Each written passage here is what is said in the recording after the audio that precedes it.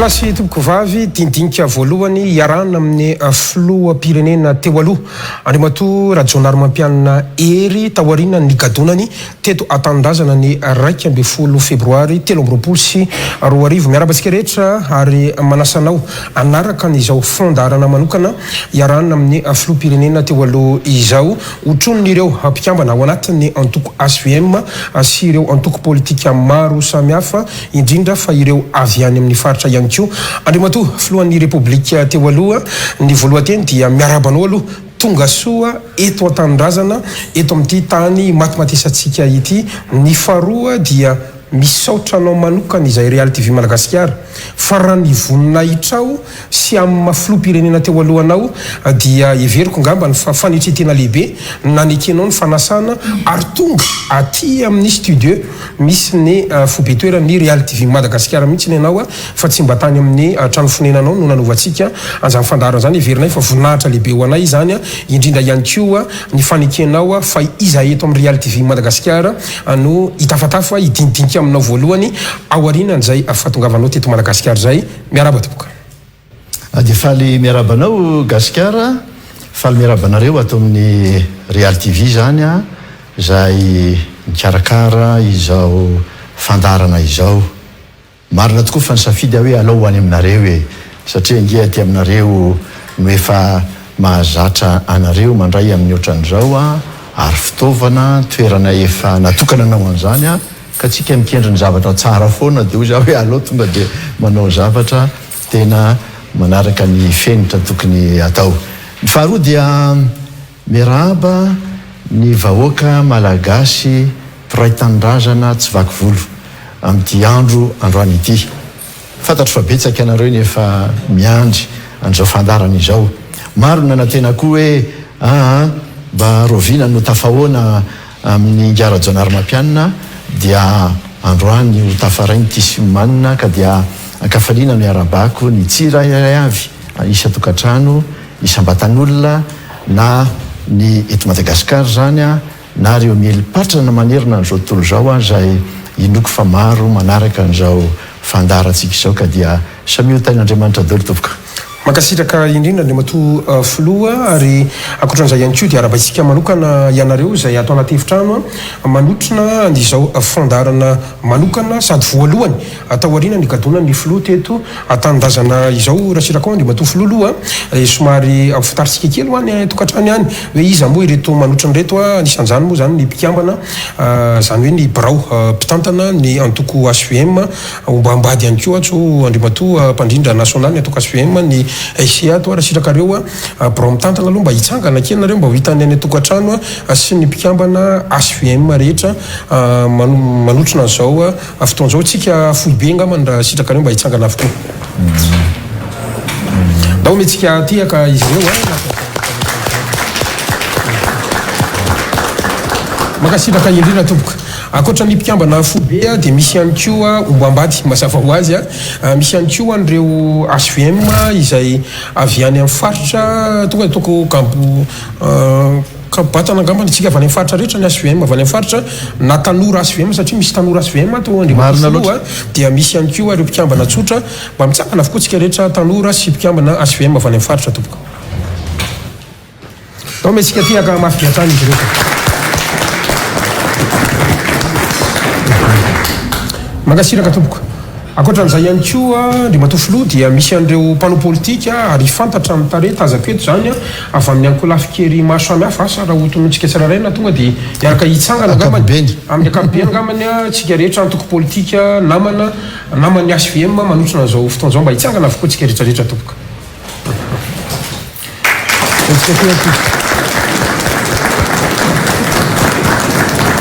ny folako raha sanatry ny vavaka dia nylela misy tsy voataona fa nivondrom-panorama tazako ato ao ihany koa zao ny RMDM ny film ihany koa tazako ato zay ngamba ny tazako ato anatin'izay dia ninona ihany koa ny SPM ihany koa dia lera ihany koa sy lera ihany koa tazatsika ato dia ny VPSM ady ihany koa chef de région teo aloha ya zay ngambany dia voatonona daholo mazahoa toerana topoka mitsika tiaka trano izy ireny dia izany tsy voatonga reo namana sy tapaka rehetra angamany mba mitsangana daholo tsika rehetra namana sy tapaka rehetra miombona ao anatin'ny ideolojia ny SVM mba mitsangana avokoa tsika mianakavy tokoka efa voatona daholo eny ary ka dia misika tiaka mafy be ny mpanotrona rehetra tanaty efitrano tsy adiny isika rehetra anetokantrano manaraka anay amin'ity alina ity isika melopatra na tsy neto Antananarivo ihany satria ny Real TV Madagasikara dia mahendrika ny Madagasikara amin'ny alalan'ny page Facebook ny Real TV Madagasikara isika any amin'ny faritra arabaina manokana tsy adino isika any ampitan-dranomasina satria dia mahendry ny enimpolo andriamatoa filoha ny firenena mandray atsika amin'ity alina ity miandry ihany koa an'izao fanokevitra ao voalohany izao izay ngamba no mety hoe very koa fampidirana kely raha sitraka ao andriamatoa filoha tena hozaraiko asa roa na telo ny fandarantsika ny antony dia zao tsy mpiry aloha ny azo filoham-pirenena teo aloha salanao salam zao misy ihany ny tamtara zay very fa tsy voavaly mihitsy tany aloha tany na ataontsika hoe fonenao ny tantana ny firenena na tahoarinina ny fifidianana dia iverenako kely raha sitraka ao dia vao irositsika amin'ny actualité sy ny zava-misy ary ny mety ho iverina fanoavy rehetrarehetra ny Madagasikara raha ny tamtara no atao indray mielatra andriamatoa filoha dia ministra ny vola sy ny fitantanam-bola nandritra ny fitondrana tetezamita no tena nafatara ny mpanara-baovao anao sy ny maro anao teo amin'izay ataontsika hoe sehatry ny politika izay tahoarinan'izay moa dia ambaran'ny mpamakafaka politika maro fa président par accident ianao satria ny candidat Cool Rosé sy ny candidat Jules Leten no nanolotra anao ho candidat tamin'ny taona 13 sy 20 ary lany ho filoham-pirenena soamantsara ianao ny taona 14 sy 20 niarana hita ary nahita amin'ny mpanara-baovao fa tany amin'ny fihodinana faharoa tamin'ny fifidianana 13 sy 20 dia nanohana anao ny filoha antetezamita tamin'izany fotoan'izany ny filoha ankehitriny Andry Rajoelina raha toa kosa ny candidat Dr Jean-Louis Robinson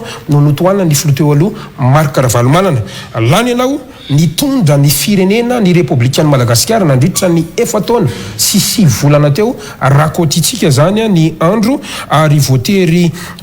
ny sokatra tamin'ny alalan'ny gouvernement maromaro iraisany ianao taty amin'ny volana jona 12 sy 20 taoriana andreny etsiky ny solomavim-boaka miisa 17 ireny araka ny pacte de responsabilité izay navoaka ny ACC tamin'izany fotoanandro izany rehefa nanongana anao ny solomavim-boaka teo anivon'ny antenimera-pirenena ary nandeny andehako hoe tetezamita kely filoham-pirenena ihany ianao fefa gouvernement maromaro iraisana no nitantanana ny firenena zany nanomboka teo amin'io volana jona io nametra-pialana ny filoha Hery Rajaonarimampianina ny 7 septembre 12 sy 20 araka ny voalaza ny lalam-panorenana ao amin'ny artikla fa 970 satria dia nisafidy ny iverina irotsaka indray ianao ho filoham-pirenena izay ambarako aloha fa sambany teo amin'ny tamtara ny républicaine Madagasikara izany ataontsika hoe filoham-pirenena nametra-pialana teo amin'ny toerany izany nandeha tompoko ny fifidianana teo amin'ny tantara dia ianao ihany koa no azo heverina fa filoha voalohany amperinasa ny verina androtsaka ka tsy lany tafiakatra fihodinana faharoa ary ny bata ny salanisa tamin'ny isanjato ny filoham-pirenena amperinasa tamin'izany fotoan'izany mazava ho azy tsy niatrika ny fihodinana faharoa ianareo ny antokonao ny SVM ny safidiny tsy anohana candidat tamin'ny fihodanana faharoa amin'io fifidianana 12 sy 20 io lany filoham-pirenenan'ny Madagasikara ny filoha ankehitriny andriamatoa Andry Rajoelina ary nanao famindram-pahefana ara-demokratika ianao teto an-tanindrazana izay sambany ihany koa teo amin'ny tantara nisin'izany atao hoe famindram-pahefana ara-demokratika izay akoatran'izay ihany koa dia nanotrina ny fianianana izay nataon'ny filoham-pirenena ankehitriny tetsy amin'ny kianjany Mahamasina ianao andro vitsivitsy tao alinan'izay dia nandahoan'ny Madagasikara ny filoha Hery Rajaonarimampianina sy ramatoa vadiny Voangy Rajaonarimampianina nanomboka teo tompoko dia sokajiny ny mpanao gazety ho tsy hita tableau intsony ny antoko SVM ny antony tsy nandrotraka candidat tamin'ny fifidianana solomavim-boaka ny SVM tsy nandrotraka candidat tamin'ny fifidianana ben'ny tanàna ary tsy nandrotraka candidat tamin'ny fifidianana loolona nangina tanteraka ny antoko ASVM mba tsy ilazana hoe resy tanteraka teo amin'izay tantara ny fifidianana izay ny antoko any nresaka sisa dia ny teo anivon'ny antenemeran-dolona satria mbola ny filoha rivo rakotovao no nitantana ny antenemeran-dolona tamin'izany fotoana izany rehefa niala teo amin'ny fitantanana nefa ny antoko ASVM teo anivon'ny antenemeran-dolona dia nangina tanteraka nisy anefa an'ireo ASVM izay niezaka ny namely maso teto antoerana ary niezaka ihany koa namerina indray akoatran'izay anefany a rehefa niala ny Madagasikara ianao betsaka ny namanareo no nivadika betsaka ihany koa no niditra amponja ary nisy ihany koa ny voatery tsy maintsy nanao sesy tamin'ny tenany tany ampitany Madagasikara nangina tanteraka ny filoha Hery Rajaonarimampianina nanomboka teo tany amin'ny 20 Martsa 24 rehefa tafiditra teto Madagasikara ny valanaretina coronavirus iny fa niseo ny filoha Hery Rajaonarimampianina tamin'ny alala ny vidéo izay nalefanao avy any ampitan-dranomasina ny ilazanao ny fahitana ny rara ara-pahasalamana teto Madagasikara ny ilazanao sady ihany koa ny tokony homanana amin'ny lafiny ara-teokarena vokatry ny valanaretina coronavirus tao aorianan'izay moa dia nisy fanoikevitra ihany koa nisy ihany koa ny valandresaka na raha nahady hevitra ny rahanao sy ny mpandrina nasionaly rivo rakotovao tany ampitan-dranomasina ary ny gadona teto Madagasikara indray ianao ny 1 febroary 2024 raha ataontsika indray mielatra dia izay no tantara raha miresaka ny atao hoe Rajaonarimampianina Hery itsika zay indrindra no fantaniko voalohany raha sitrakao mialatsiny lavalava kely ny fampidirako raha izay tantara zay tompoko no jerena firenana diniana inona no hiverinao fa fahadosonao teo amin'ny firenena tompoko ny voalohan-teniko aloha dia misaotranao aloha namitina zay tantara zay tena voafitinao mihitsy ary everiko fa tsisy latsaka mihitsy ary raha izany famitinanao zany dia ohatrany disy le hoe tsy tatableau zany satria na ianao ary nanaraka an'le izy ary inoko fa betsaka koa no nanaraka toanao koa zany hoe hay Rajaonarimampianina zany any any fa tsy miteny fotsiny izy io nge le teneniko foana hoe tandremo fa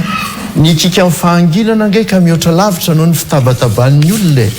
ary zay le fanginana zay misy antony be dehibe zay misy efa voalazanao teo le izy hoe niverina ozy ianao fa miteko amin'ny olona matetika dia ozy hoe fantaro olo hoe fa naninona any nandeha dia ho takatra reo amin'izay fotoana zay hoe fa maninona no miverina amin'izao fotoana izao efa niteneniko ombienoombieny hoe nandeha aho ho fanajana ny marépublicaina sy madémokraty satria misy fifandimbiasa-pahefana dia rehefa tonga zany zavatra zany dia hoe alao andeha amin'izay tsy hoe verina ho manelingelina zay mpandimby fa dia alao izy asa dia ho tsaraina amin'izay ataony eo izy raha mijanoneo mantsy ny tena dia raha vao misy tsy mety mety avy aminareo zany rehefa mandeha moa ny zavatra tsy ho avy aminay mihitsy fa avy amin'ny zay eo am-perinasa foana ka inona ny tiako tenenina amin'izay misy foto-kevitra ngezabe nge onda misy n'izay Andriamatoa Gasikara ny zava-dehibe dia zao hoe tao anatin'le fotoana nitondrako dia betsaka ny sakatsakana zay tsy niteneninao teo zay zavatra zay betsaka ny sakatsakana tao anatin'le izy tao betsaka le fanaratsiana tsy mampaninona zany tsy mitaraina amin'izany mihitsy ntsika satria zany ny ao anatin'ny sehatra politika misy foana le atsoko hoe diabolisation tsy mety ty tsy nanao an'izao reo sy ny sisa dia hoy aho hoe za kosa rehefa vita mandahako ka tonga ny eo tsy hanao ohatran'izany aleo izy hitondra tsy eo engane izy mba hitondra tsisy anelingelina mihitsy dia amin'izay fotoan'izay mba ho tanteraka le fanindriny rehetrarehetra hoe samytolona ho an'ny tompontsoa amin'ny firenena tompontsoa amin'ny firenena Gasikara ny tena jerena ary rehefa mijery ny tompontsoa amin'ny firenena tsisy dikan'izay amboboko zay mahizao fa izao tompontsoa ny rehetra tompontsoa ny firenena zay aloha ny tsy maintsy atao lolaharana ka marina loatra ny teninao teo hoe rehefa misy ny fotoana tsy maintsy miteny any volana Martsa 24 mba ivereno nge amin'ny fotoana mamety azy ary iangaviko ny rehetra mba hijery an'izay raha azo atao raha mbola nisy natahiry an'ly satria dia any amin'ny tahiry-tsary tahiry-peo any zany zavatra zany a fa iveriko hoe nafonja ny afatra zay nataoko tamin'ireny fotoan'ireny raha iverina kely fotsiny a foto-kevitra vitsivitsy anatin'le izy dia hoy za hoe ao anatin'izao fotoan-tsarotra zao zay iraisany ny zao tontolo izao ny miaina an'izany zavatra zany dia zao a mila mampiseho ny maizy azy na le leadership na le fitarihana ny fitondram-panjakana mila lao le atao hoe mangarahara izy satria rehefa mipetraka amin'ny mangarahara Andriamatoa Gasikara dia zao mipetraka le fifampitokisana eo amin'ny mpitondra sy ny vahoaka entina mila mampiseho ihany koa izy hoe mahay mitatana zay le resaka gouvernance resantsika foana satria sarotra ny toedraraha manahirina ny toedraraha dia mila mampiseho an'izay izy ary ny tena zava-dehibe raha miverina amin'ilay oronam-peo na oronan-tsara isika dia hoy za hoe tandremo ange fa ny aretina covid ange andalo ihany ho lasa ihany fa zay mampia ihany olona amin'izao fotoana zao tany am-pentim-boana dia ny hoe rehefa tapitra reo ahoana ny asanay ahoana ny fivelomanay ahoana no avin'ity fireneny ity ny tany firenena maro samihafa vo nandeha dia efa mieritreritra hoe inona ny atao zay le hoe anticipation dia tamin'izany fotoana zany ako a dia efa niteny hoe ny fitotoram-panjakana sy ny olom-pirenena rehetra amin'izao fotoana zao dia mila mametraka zay atsoka hoe modely mpampandrosoana na ara-tsosialy na ara-toekarena hiatrehana ilay aorina zay le hoe après covid zany ka tsy nangina zany a fa sady nyteny ahako a nanolotra sosokevitra a nijoro foana arak'izay azo atao ho ray aman-dreny nefa raha amin'ny ray aman-dreny ke rehefa misy zavatra tsy mety azony ray aman-dreny atao tsara mihitsy miteny amin'ny zanaka na miteny amin'ny hafa hoe tsy mety zao ry zareo a fa zao za tsy nijanona fotsiny tamin'izay a fa nandeha foana hoe raha tsy mety zao ty lalana zay tokony rehatsika Andriamatoa Filoha iverenako kely le hoe nandeha ianao afaka tsy nandeha ihany koa ianao raha nahatsiaro tena fa nanao ny fahamarinana teto amin'ny firenena fa nanapa-kevitra nandeha ianao ary isokatrin'ny olona nanao sesy-tany ny tenanao tany mihitsy ny manahirana kely zany dia le hoe namela irery andreo mpiaradianao teto an-tanindrazana ianao ny Filoha rajonary mampianina ve rehefa miady sarotra zany dia manary namana manary satria betsaka ny niditra-ponja betsaka ny voatery tsy maintsy nanao sesy-tany ny tenany any amin'ilay etika politika no antony nametrako an'izay fantany izay Andriamatoa Filoha ka inona ny anazavaanao na ho an'ny vahoaka mpanaraka atsika na ho an'ny mpombanao ihany koa tompoko tena sarotiny amin'izany zavatra izany mihitsy a ny Filoha rajonary mampianina tsy mba izy mihitsy no anary namana zany ary reo namako rehetra reo mahafantatra an'izany zavatra zany any ange mbola mifampiantso amin'ny olona maherezynareo ry zalahy azakivinareo a mijoroanareo a ary amin'ny fotoana zay azoko miteny zany na misehitrina na misehitrina miseraisam-pirenena dia matsaro ny firenena foana ary miteny foana raha ohatra misy zavatra tsy mety dia miteny hoe tena misy tsy mety ty zavatra ity a tamin'ny faran'ny taona 2024 ohatra dia miteny mihitsy a tamin'izany fotoana zany a hoe tena misy ireo tsy fandehan'ny fanarahana ny lalàna sy lalam-panorenana hita tamin'ny taona 2024 zany zavatra zany ary tao anatin'izany ny antoko SVM dia tena nilaza mihitsy hoe reto avy ny zavatra zay tsy mety na dia le foto-kevitra fotsiny ara hoe hofoanana ny sena nataon'ny fifidianana sénateur nametraka ny gouverneur sy ny sisa re zavatra zany dia efa nitenen'ny SVM tamin'izany fotoana zany hoe tsy mety zao zavatra zao a ary dia nifampiresaka zay tamin'izany fotoana zany hoe tsy nitsahatra mihitsy ny ady-hevitra zay natao tamin'izany fotoana zany a fa dia nanaraka ny raharam-pirenena ny tiako tenenina Andriamatoa Gasikara ary tiako fantatry ny olona dia zao tsy nanao an-tsesy-tany ny tenako mihitsy a azafady manao an-tsesy-tany angea dia ny olona tsy voatery hoe nanao ratsy fa diso be mihitsy zany hevitra ao zany fa ny olona zay matetika ny olona zay nandeha dia ny olona natsapa-tena fa voahentsika ara-politika ka dia ny hevitra fa nandeha fa zany efa nilazaiko teo hoe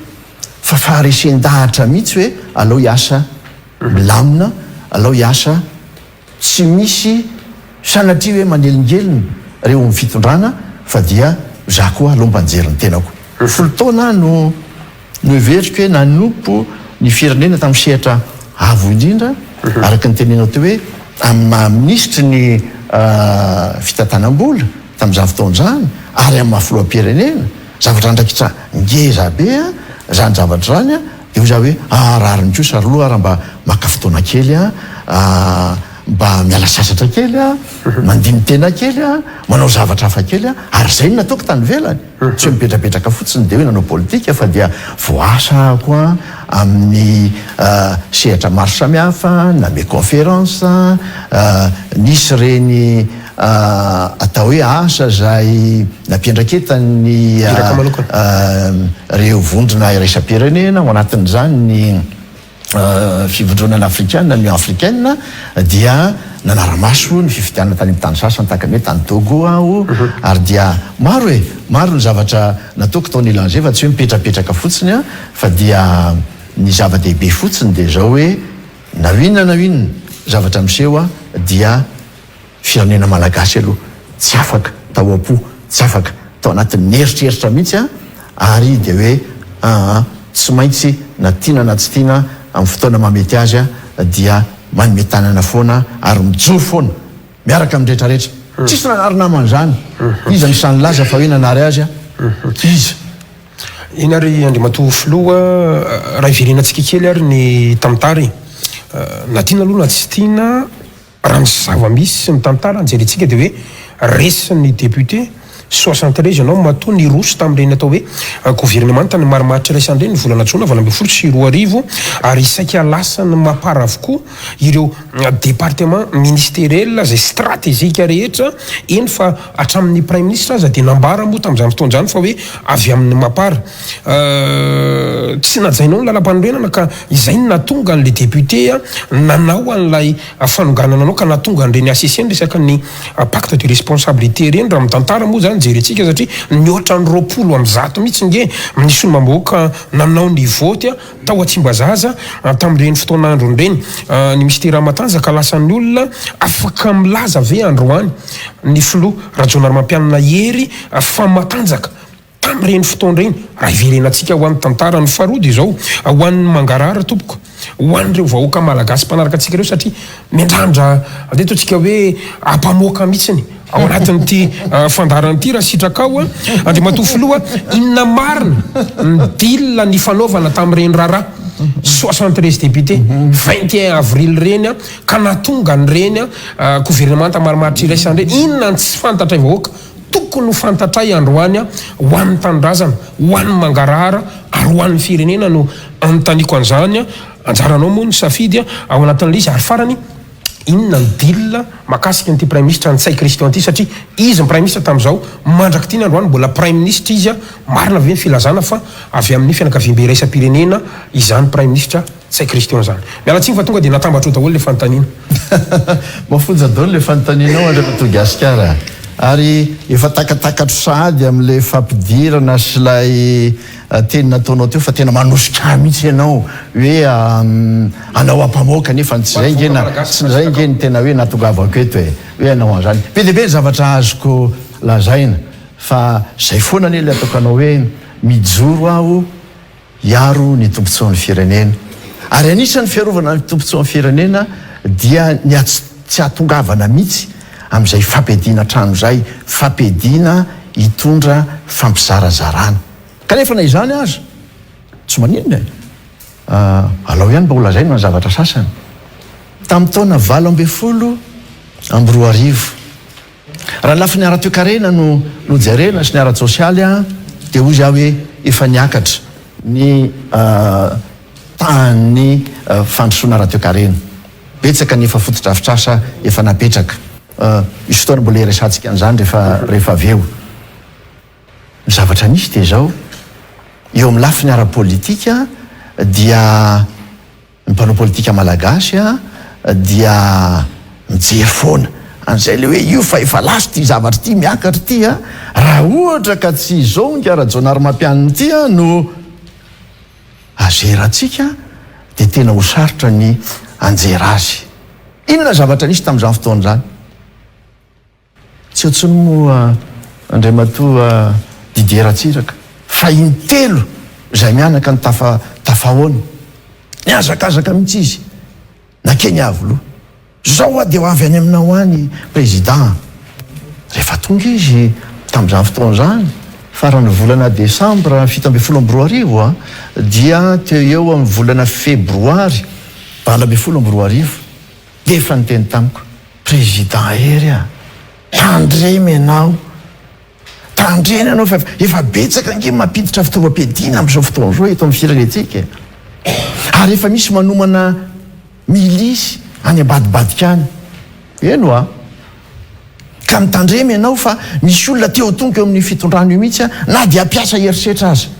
na dia ampiasa basy ary sy fitaovana ary de marina tokoatra nge rehefa teo ariny 7 volana janoary niara-na hitsika rehetrarehetra ary gaga mihitsy reny fa ny fitaovana zay nentina nanaovana matso teo a Mahamasina fa laza ve ny amiraly hoe izy olona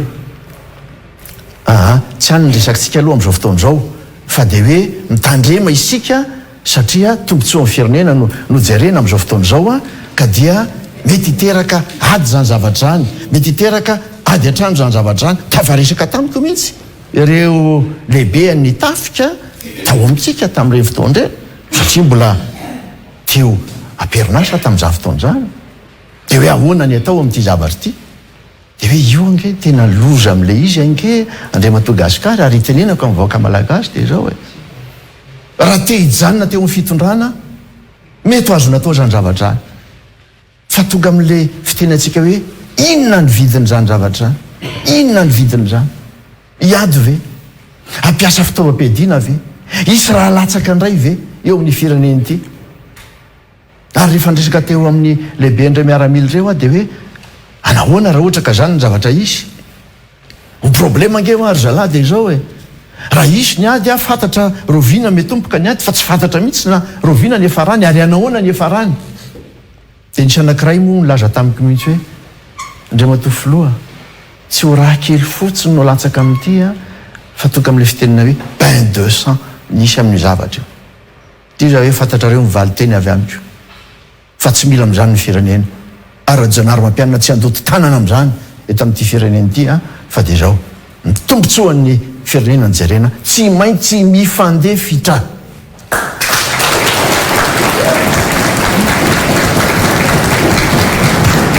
ary andraso mba hotoizako kely le izy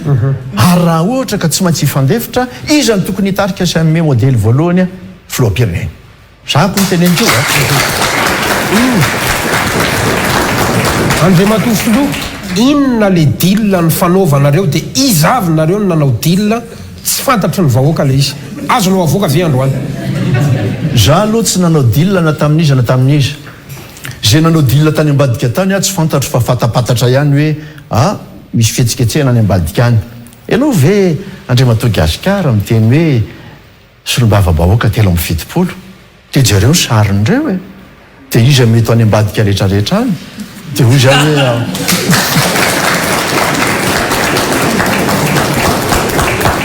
azara-janary mampianina no antaninao hoe izy fa tsika olona samy manana maso daholo manana sofina daholo manana saina nandinika daholo na fantatra ny zavatra zany a ary dia nilatsaka reny didy tsy azo ivalozana avy tamin'ny HCC reny haute cour constitutionnelle reny a de reny nge no nilaza rehefa tena mamakiny ao anatiny tsika hoe zao ambiny tsy maintsy ataonareo na de tsy manaraka lara-pandrena anara tamin'ireny fotoandreny le izy a dia hoe zao tsy maintsy ataonareo zao tsy maintsy ataonao fa raha tsy zany a de mazava ho azy zany fa dia isy famaizana anao am'izany fotoana zany manahirana mieritreritra an'izany misy accord politique zany tao anatin'le izy sy nana accord politique nge accord politique prime ministre azonao ovaliana ovaliko rehefa avy eo fozy accord politique ngeny tsy maintsy natao tamin'izany fotoana zany raha ohatra ka iziriziry teo a dia niatona teo ny raharaha bloqué teo ny raharaha hoy ny fitenenatsika de tsy maintsy nisy accord politique mba hitondrana fitoniana eo amin'ny firenena izavy no nanao ny accord politique mazava ho azy fa dia ny filoha anankitelo tamin'raha fotoana zany a dia ny filoha Rajoelina, ny filoha Ravalomanana dia nitenako zany tamin'izany fotoana zany dia efa voafaritra tao amin'ny didiny le ACC io hoe dia ifampiarana ny foto-kevitry ny artikla fa 450 ao amin'ny lalam-panorenana no ampiarina ka dia nandray mihitsy izy le inona moa zany le atsoiko hoe zay ny heveriny ho fandikana an'io artikla fa 450 io dia hoe zay atoko manana député be indrindra tamin'izany fotoana zany zany hoe tamin'ny 13 amby 2000 zany 7 amby 20 no tokony anendry ny prime ministre sy ny sisa dia izy koa no tokony andrafitra ny gouvernement tasoatran'izao rehefa jerena nge zany dia ry zareo daholo araky n'ilay fepetra zay nraisy ny haute cour constitutionnelle no tokony ao anatin'ny gouvernement takazagagy ianao raha hoe naninona le ministère lehibe no lasandry zareo tsy nanatsafidy mihitsy ny rehetra tamin'izany fotoana zany na ny atokony andriamatoa Marc Ravalomanana aza dia azo lazaina hoe mise en minorité zay angamba nilazana azy amin'ny teny frantsay tamin'izany fotoana zany fa zay kosa nefa dia niady hoe tsy mety zany zavatra zany tsy rariny zany zavatra zany efa fandikana lalàna mihitsy raha teo le izy tamin'izany fotoana zany fa dia zay moa aloha ny zavatra misy teo amin'ny firenena dia nekena le izy ary eo mba tiako mariana kely le lazana hoe nandika lam-panorenana Rajonary Mampianina tsy androany anazavana zany mitsipirina tsy mariny zany ny lazaina tamin'iny ange dia hoe tsy nitsangana le haute cour de justice andriamatoa Gasikara ny haute cour de justice ange nisy fepetra samihafa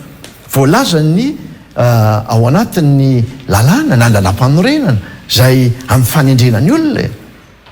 tsy voatendry tamin'izany fotoana zany ireo solitena avy eo amin'ny Sénat ohatra satria ny Sénat raha mbola tamin'ny 20 voantsangana toy izany koa re mpikambana sasany tao anatin'iny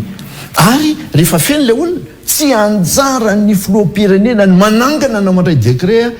zay anangana an'ilay haute cour de justice fa anjara ny institution hafa manao an'izany zavatra zany fa dia natao zay le communication zay zay le atoko hoe diabolisation lazaina hoe Rajonary Mampianina tokony nanao an'iny fa zao tamin'ny fotoanandro hita tanan'olo afaka fa zao nge lazaiko anao andriamatoa Gasikara lazaina fa le fananganana ny haute cour de justice ny zava-dehibe indrindra nitsangana izy ary inona rano natao hatramin'izao tao anatin'io inona nampiasana an'io satria ny heverina ampiasaina amin'inona le izy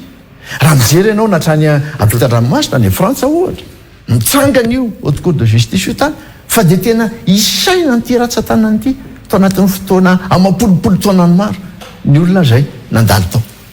ary tsy nisy nigadra koa le olona tao anatin'io zavatra io ka zay le ataoko hoe politika daholo reny rehetrarehetra reny zay manahirina fotsiny dia ny hoe te hitondra fanovana ao anatin'le izy tsy maninona zany ekeny zany zavatra zany dia nandeha ny fanovana nandeha ny fifidianana be deabe ny azo ny tenenina tao anatin'ny zavatra iny fa dia hiampita lavitra fotsiny androany ary tao anatin'ireny zavatra nyseho reny jereo ny zavatra misy niakatra anakay tsara le firenena androany idirantsika iny nanaona le prime ministre andriamatoa filoha ka ny prime ministre tamin'izany fotoana zany dia tena ny mampiaramarina ve sa tena tsy aritra andriamatoa Gasikara mihitsy ny tseresana an'izy eny andraso fa olo valiko ianao sombavamboaka tena amin'ny télé manko nilaza fa hoe tsy anay io ny marainy ny andro no ny alina indray ny andro dia nanao fanambarana tamin'ny fahitalavitra hoe anay indray io misavorovoro ny vahoaka androany sy anakavimbe raisam-pirenena ianao malala ny marina andriamatoa filoha hoan'ireo vahoaka reo raha sirakao andro zareo io hoe aiza no hoe Rajonary Mampianina no efa lazaina fa tsy tokony hoe tokony hiala sy ny sisa ny sisa dia mbola izy indray ve no anendry ny prime ministre jereo le fanapahakevitra niraisy ny haute cour constitutionnelle tamin'izany fotoana zany fa dia tsy ny atokony Rajonary Mampianina na akolafy Rajonary Mampianina na ny akolafitra Varomanana no nanendry ny prime ministre fa dia tao amin'ny akolafiny Andriamatoa ka avany zany io avy eo raha mbola nitoy le izy satria tokony hatramin'ny fifarana ny ataoko hoe ny fitantanana tamin'izany fotoana zany ny atokavan'ny filoha vaovao no tokony mitondra izy fa avy eo indray rehefa mbola nitoy hatramin'izao dia any am'zareo ianao tokony anytany eo fa nanino izy mbola tazomina tao fa tsy rahajanary mampianina ny indray azy tao sy mitazona azy tao andrimatofilo makasiraka satria mba révélation kely ho an'ny vahoaka iny raha roty kely satria miresaka an'izany ianao ary ty efa tamin'ny 3 efatra amby folo sy roa arivo no tsy voavaly mihitsy iny ary mbola tsy voavaly hatrany amin'ny 24 sy roa arivo ty fanontaniany ty tena raha rotiko eto ary mino famoaka ny marina ianao andrimatofilo raha sitrakao tena mahitsy ny fantaniko manatena maniry valy teny mahitsy maniry fa tsy manery tompoko ambara ary voiziny ankolafy rajoelona fa ianao tompoko rajonany mampianina hery dia nitsipa dolaka ny tany nivatika tamin'ny andro rajoelona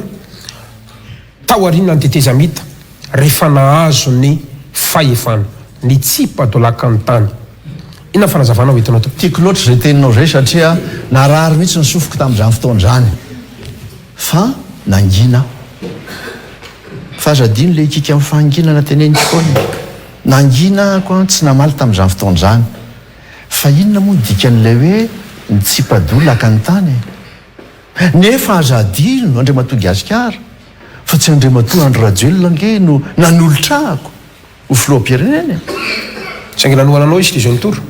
andraso aloha mbola azavatra fa le hoe nanohana fa ao anatin'le fanolorana zany na tonga izay nambaranao teo hoe andriamatoa Coul Roger andriamatoa Jules Etienne zay tsy afaka nilatsaka no ny antony maro samihafa tsy azo miraisina zany ny filatsahan'izy ireo dia reny no nanolotra tamin'izany fotoan'izany satria nisy akolafin'olona tao mpanao politika zany zay nieritreritra hoe tena ohatra nidona am'rindriny ty fiainam-pireneny ty raha tahaka izao no fandehany ka dia zao aleo mba hitady ihany hevitra zay andaminana sy hitondrana zay famahana ny olona eto amin'ny firenena reo no mifampidinika tany dia nieritreritra hoe andao azy anolotra ireto olona zay tsy afaka nilatsaka reto dia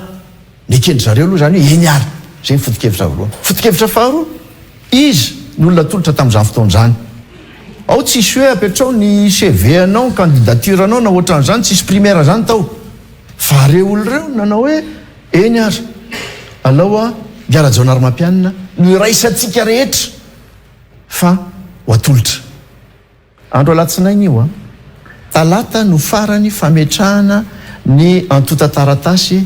filatsahana ofidina za tsy teto raha teo fa tany Maurice tamin'izay fotoan'izay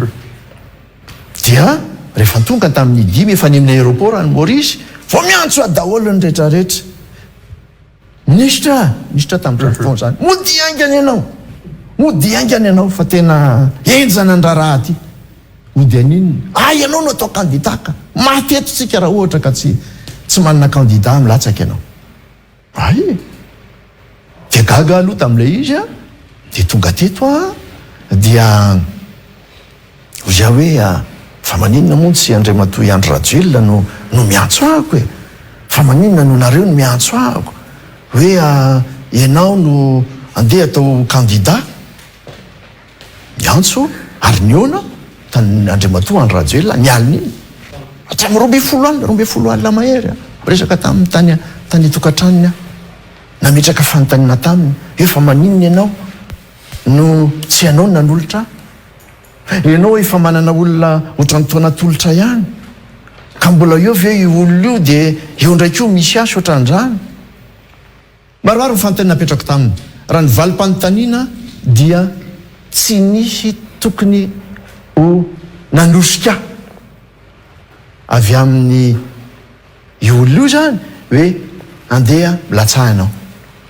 fa zao niteniko taminy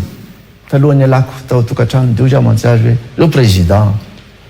tsy hoe misy olona ilaza amiko hoe milatsaha ianao dia ilatsaka na isy olona ilaza amiko hoe aza milatsaka ianao dia tsy ilatsaka koa am'le izy fa zany andraikitra ny filoam-pirenena zany dia andraikitra tena mitambaby eo amin'ilay olona zay andray an'ilay andraikitra noho izany dia andinika aho dia hitakeo rapitso na ametraka ny antota-taratasy makandidat anaty dia lasa nandeha amin'ny 12 sasany alina zay no misaraka tao tonga maraina ny alina nandinika dia zao nametraka ny atota taratasy aho tsy nilaza tamin'ny ahako tamin'izany fotoan'izany rehefa hitany fa nivoaka tamin'ny aina aman-jery hoe nilatsaka rajonary mampianina tonga tao Andriamatoa Cool Roger sy ny solitenina Andriamatoa Jules Etienne dia tokotokony tamin'ny 7 alina teo angamba ny antso ahako a Andriamatoa Andro Rajoelina nilaza hoe dia tsara le nilatsahanao fa dia mety iny dia hoe misaotra tompoko dia zay le izy dia tao anatiny zany rehetrarehetra zany a dia tsy mora lalanao diaviny raha tantarako eto angamba dia mbola mila fandarana roa na telo indray ianao amin'izay zavatra zany a anaovako an'izany fa dia hoy za hoe fitinika fotsiny le izy hoe tsy mora lalana ny diavina ary zany tsy nahamora ny lalana ny diaviny zany a no everiko fa taratry ny zavatra misy rehetra eo amintsika eo amin'ny lafiny ara-politika ny mato filoha satria miresaka an'izay hoe ntsika badolaka amin'ny tan'izay tsika inona ny anazavanao tompoko satria raha mitantara ny jerentsika tsy nanana solom-bavambahoaka teo anivy ny antemera-pirenena ny fitondranao na ny atokasy vema raha ny marimarina kokoa inona ny anazavanao an'iren'le efa lany ho filohan'ny antemera-pirenena raha mato Kristina Razanamasoa na dia ny mikimaky politika anareo a niongana mihitsiny a tafapetraka teo amin'ny teo Andriamatoa Jean Max kotomamono tamin'izany fotoana zany a inona ihany koa ny anazavanao an'ilay article 54 izay nanaovan'ny filohan'ny tetezamita tamin'izany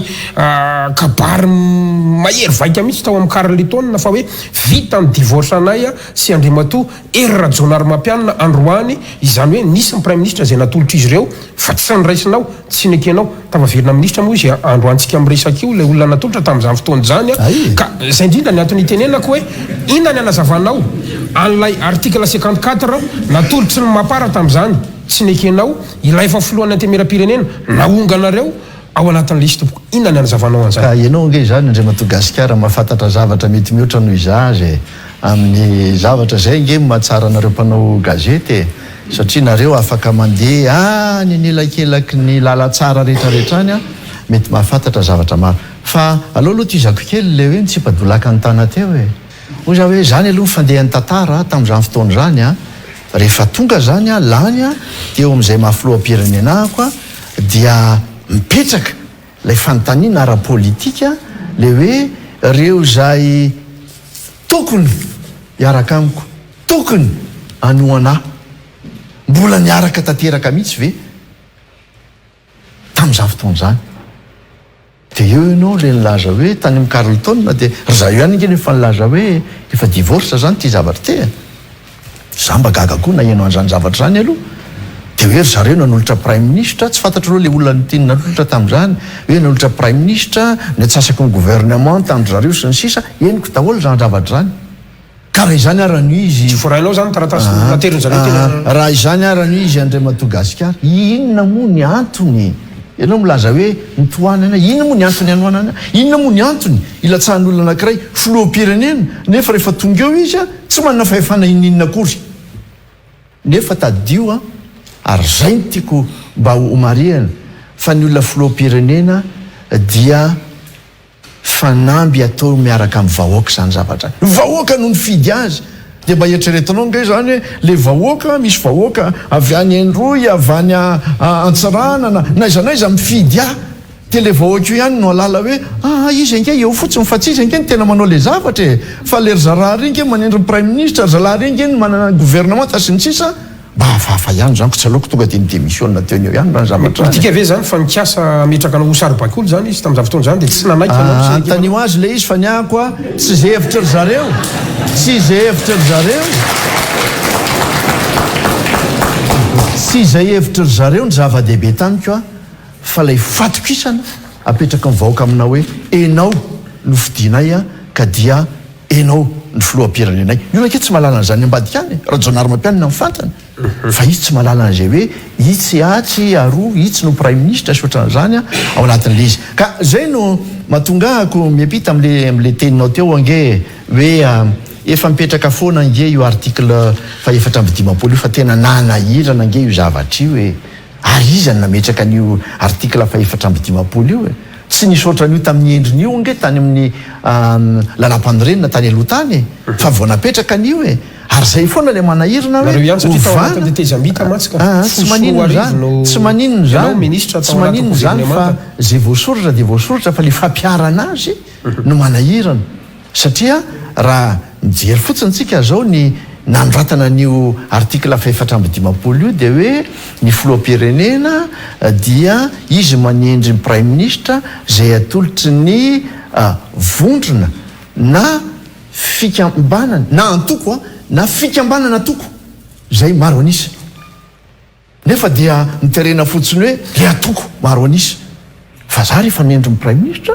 dia lay vondrona toko maro anisa no niraisika na nyendrena ny prime ministre voalohany tamin'izany fotoana zany sy ny prime ministre tatoarina ka zay ny lazakanao hoe rehefa horoitina ny zavatra dia manahirana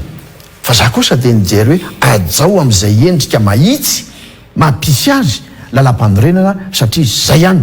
ny antoky ny fametrahana ny tany tandalana zavatra ngeza be ary io matimatesako io ary mbola ho teneniko hatramin'ny farany io hoe ny fametrahana tany tandalana no antoka voalohany zay ampandrosoana nyty firenena ty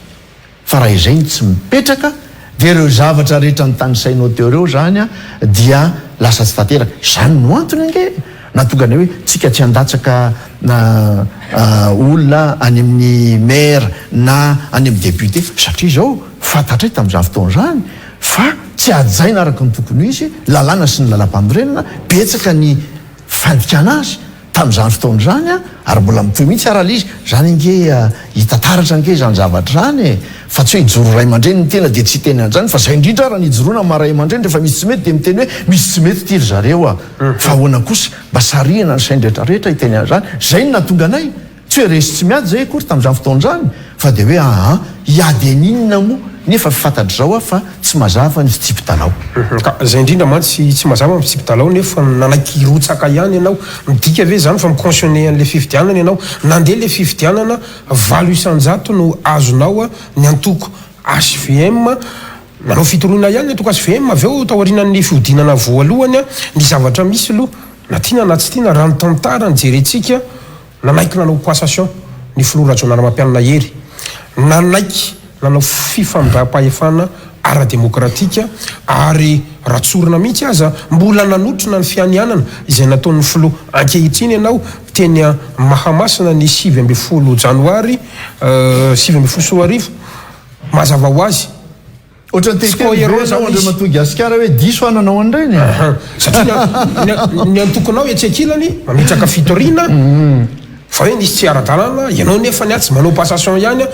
misy fifanoeran-kevitra zay le etikazay le atokanao hoe zay le etika ary zay le fanajana ny tanytandalàna zay le fanajana ny fenitra républicaine zay fanajana le démocratie fa ianao mantsy le ohatran'ny hitako le atao am'le fony miasa fa tsy zay reranke miasa rehefa mitondra firenena fa tsy maintsy mandinika tsara ny tena hoe le tombontsoan'ny firenena ary za de mametraka an'izay foana hoe aiza le tombontsoan'ny firenena ilaza ianao hoe maninona ianao ny latsaka aiza nisy resy tsy miady tsy maintsy mijery ianao hoe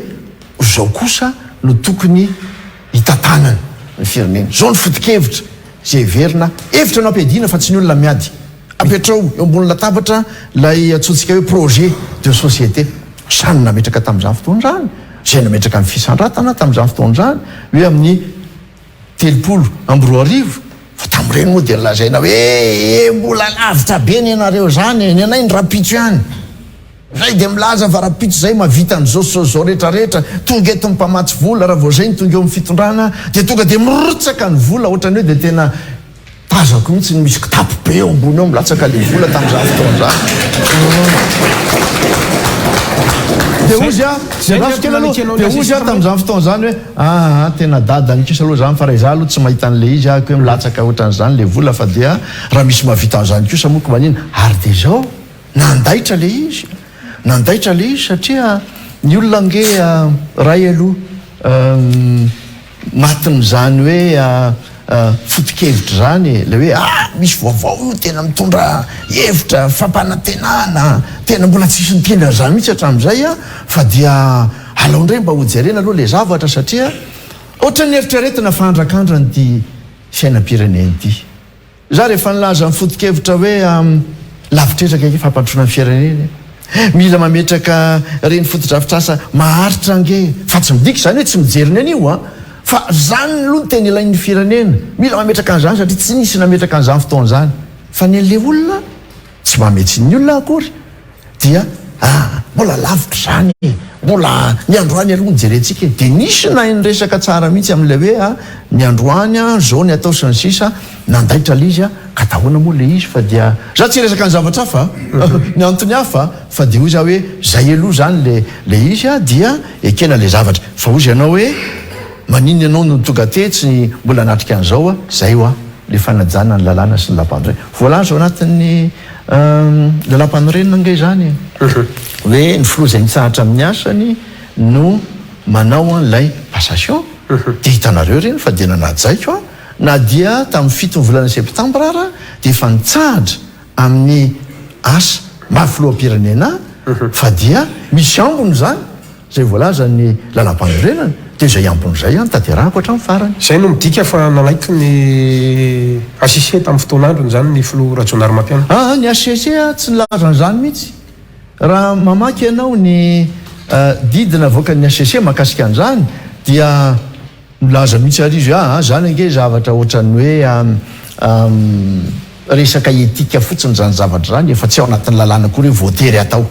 fa hoy za hoe tsy mitovy moa ny fandikana ny fandraisana ny lalam-panorenana io ny ary efa mijery an'io dia hoy za hoe mijery arak'izay voasoratra araky ny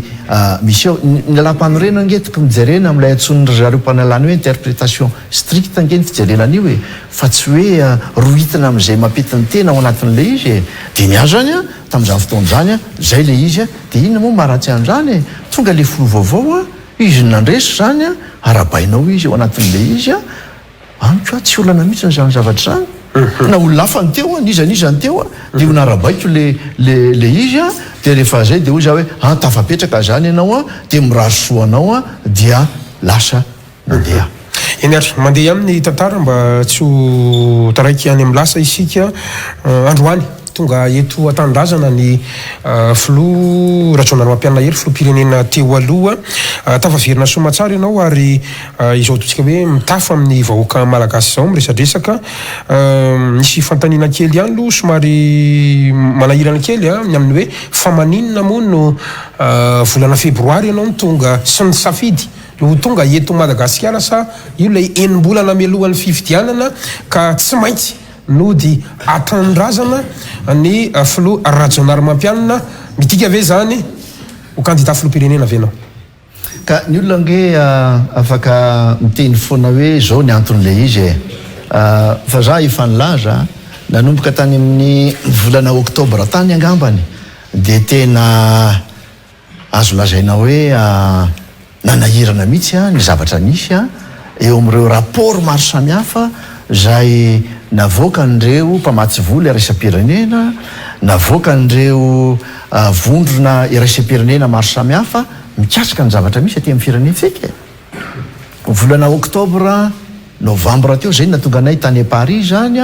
nanao conférence tamin'izany fotoana zany za sy ny mpandrindra nasionaly ny HVM Andriamatoa Rivra Kotovao nijery hoe ahoana fandehan'ny raharaha-pirenena any Madagasikara ara-politika ara-tsosialy sy ny sisa dia inona ny zavatra nisy rehefa jereny reny zavatra rehetra reny tena latsaka tanteraka ankaterena ny firenena tombo ny tany fantrany sy ny fadiranova eto amin'ny firenena ny tombo 2.20 isanjato eo nefa efa nidina be zany tamin'ny fotoana zany tondra tany amin'ny 70 mahery zany tamin'izany tondra dia efa nidina tany akaiky amin'ny 70 tany le izy dia avy eo indray niakatra le zavatra dia mivoaka ny avy any amin'ny UNICEF sy ny anina maro samihafa any hoe dia ny valy tapitrisa malagasy dia miaina ao anatin'ny tsy fanjari-tsakafo ao anatin'le famine ary misy eo amin'ny 10 etsy eo zay tena tandondominy tena hoe le ilazantsika izy hoe tsy fahanjari-tsakafo tena hoe amin'ny faratapony mihitsiny zany ka ahina mihitsy hatramin'ny ain'le olona ao anatin'le izy rehefa jerena ny eo amin'ny hoe tany fandrosoana dia nijerena ny amin'ny taona 3 tamin'ny 2 no miteny andrany jerena ny 3 ny 4 dia mbola eo amin'ny manodidina ny 400 eo no mety ho tratrany gouvernemanta tamin'izany fotoana zany dia hoy za hoe ore olona tsisy mangirana mihitsy ange zany ery amin'ny faravodilanitra ery katre mbola tsy mahatratra kory n'le 500 mahery tamin'ny zany ala teo amin'ny fitondrana nefa ny eo pelatana ny mpitondra daholo ny ataoko hoe ilay moyen rehetrarehetra atongavana amin'le izy tadidio ange fa raha ny vinany fisandratana ary tsy hoe io vino ihany fa eo amin'izay efa nanatanterahako azy sy nanatanterahana azy no narahana dia tsy tana fampandrosoana hoe 4-5 ange no kendrena mba hampiakatra ny tena hoe farimpiainany vahoaka isin'ny fanjari-piainany vahoaka fa mila miakatra hatrany amin'ny hoe 10% na mihoatra jereo reny firenena zay nandroso na Etiopia na toka any Chine na ohatran'izany zany ny tanjona fa tsy hoe andeha natratra ny 500 ny 100 mbola lavitra ny olana ange Andriamatogasikara dia zao hoe za nge rehefa tonga teo tamin'ny 4 firenena voasazy ange Madagasikara raha nge tsy mba nanana akory an'izany hoe fond monétaire zany tsy nanana zany fake zany fa dia zao nidy daholy le antsoina hoe robinet tamin'izany fotoana zany eo amin'ny famatsim-bola zay vao nandeha nikaroka ny zavatra rehetrarehetra juin 2016 zany hoe eo fa miatsasaky ny mandat mihitsy zay vao navita ny fifanarahana niaraka tamin'ny fake tamin'izany fotoana zany amin'izao fotoana zao rehefa tonga ny mpitondra nandimby efa mipetraka daholo fanarahana tamin'ny fond monétaire efa mipetraka ireo famatsim-bola maro samihafa zay azo tamin'le hoe conférence des bailleurs et des investisseurs zay natao tany Paris tamin'ny volana décembre 12 zany hoe efa teo daholo ka zay no amaliko anao Andriamatogasikara hoe zany no zavatra efa napetraka raha olona ntsipadolaka ny tana ve arao tsara ny tena raha olona ntsipadolaka ny tana ve dia anao taka nyreny be tatelika hoe mbola mamy ihany no apetraka mba azahoan'ny olona manao ny asa ampilaminana ho tontso amin'ny firenena any anke le izy any anke ny fanontaniana zay mipetraka izy zara ny tena ntsipadolaka ny tana izy reo manala an'le plaque ve plaque efa voapetraka rajonary mapiany efa natomboka le asa efa any daholo no sary rehetrarehetra hoe le rajonary mampianina fa teo nametraka nyity ny négocié an'izao napetraka na rokady io na tany amin'ny parafaravolo io tamin'ny PC 23 io na tany ambilibe io fa zao hoe tsy mampaninona antsika izany tsy marary fo amin'izany tsika na kely varaveta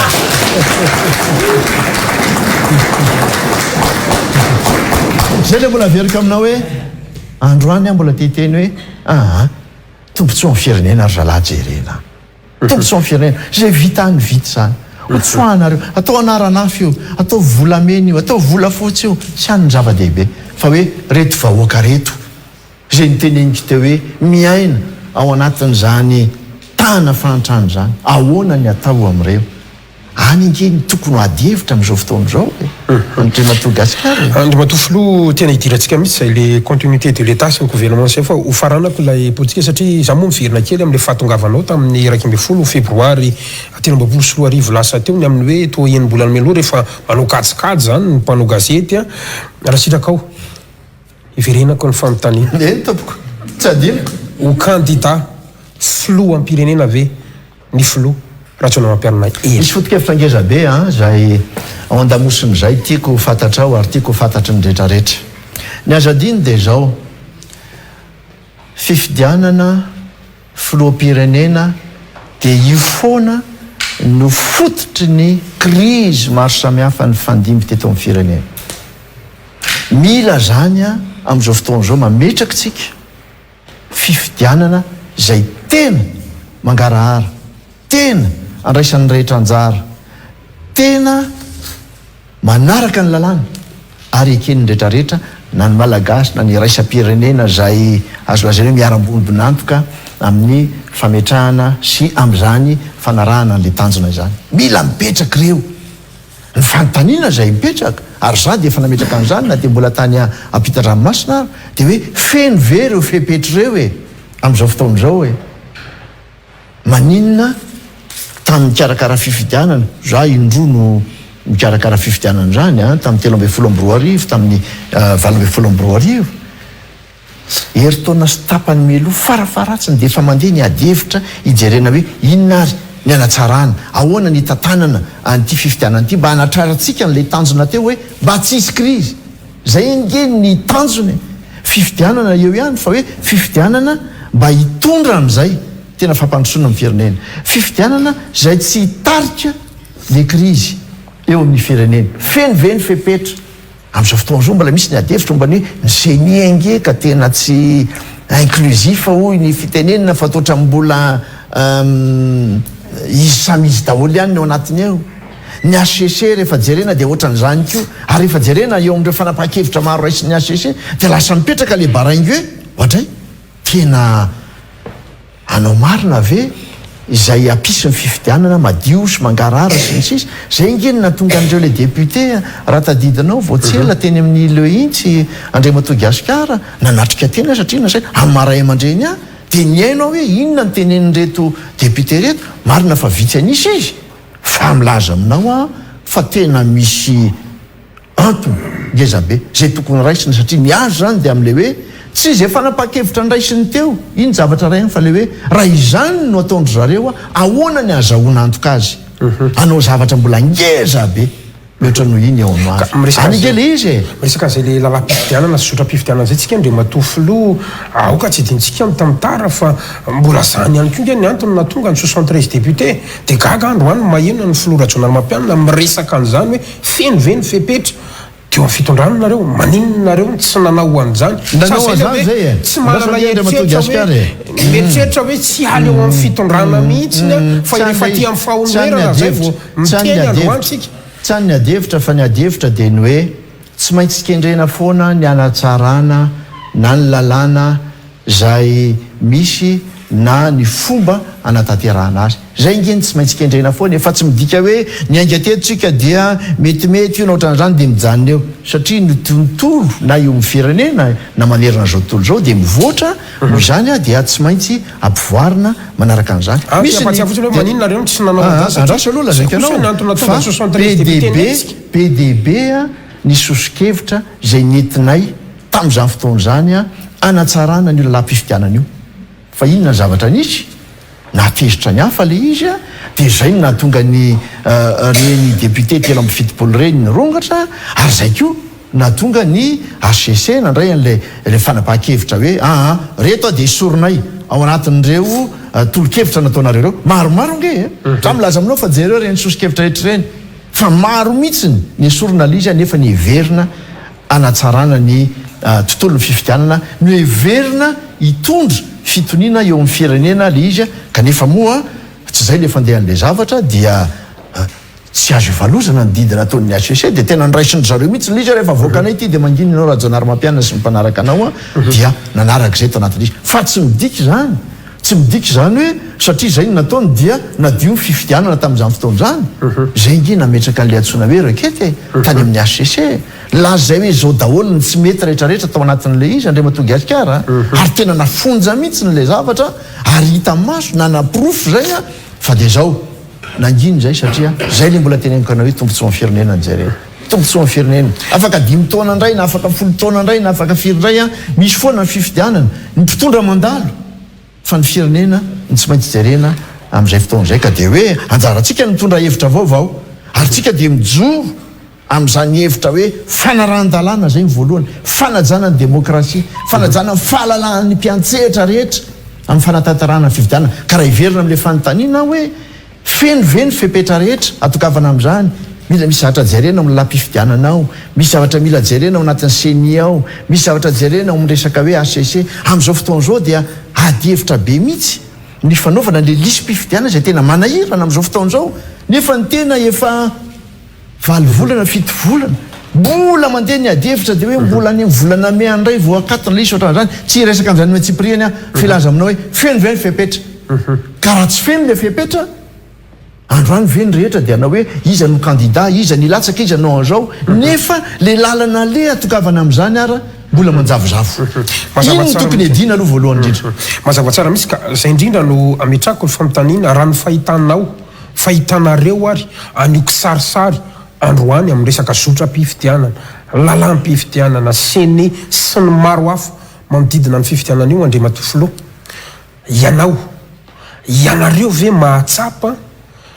fa mamerina ny fadisoana zay nataonao na nataonareo tamin'ny fotoanandro ny tantananareo ny firenena ny fitondrana ankehitriny a raha io kisarisary a misy momba ny fifidianana androany io topoka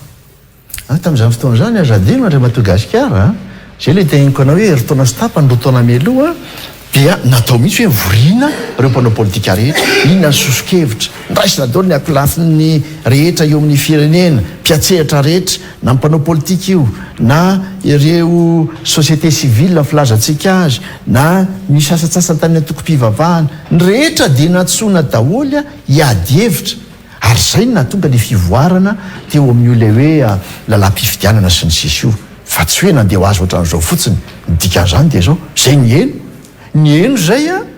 dia nandray arak'izay tokony ho izy a fa diso be mihitsy zany eritreritra hoe mitovy am'izao zao ange fahitako azy satria teny zao tamin'ny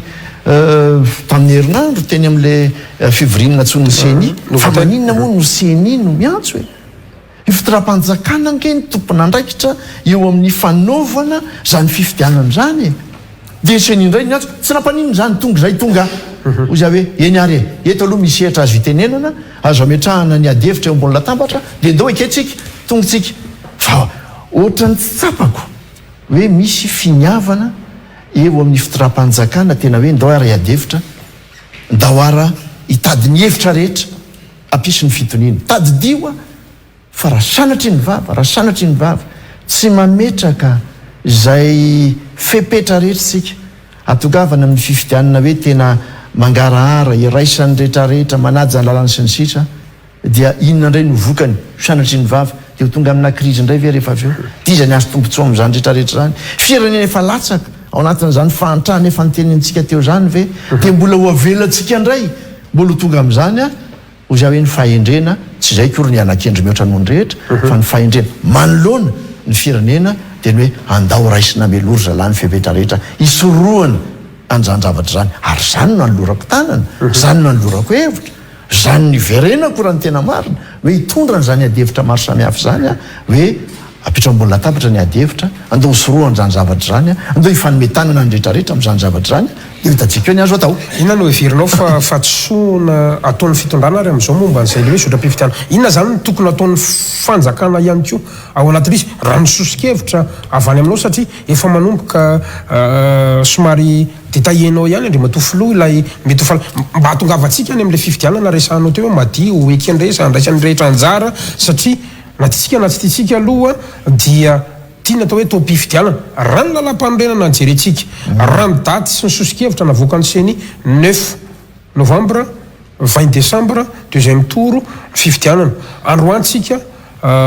faharoa ny volana aprily no miresaka inona ny tokony atao ny fitondrana mba tsy hiverenana zay ataontsika hoe fahadisoana ka ho tonga any amin'ny crise post électorale na melohan'ny fifidianana akory ary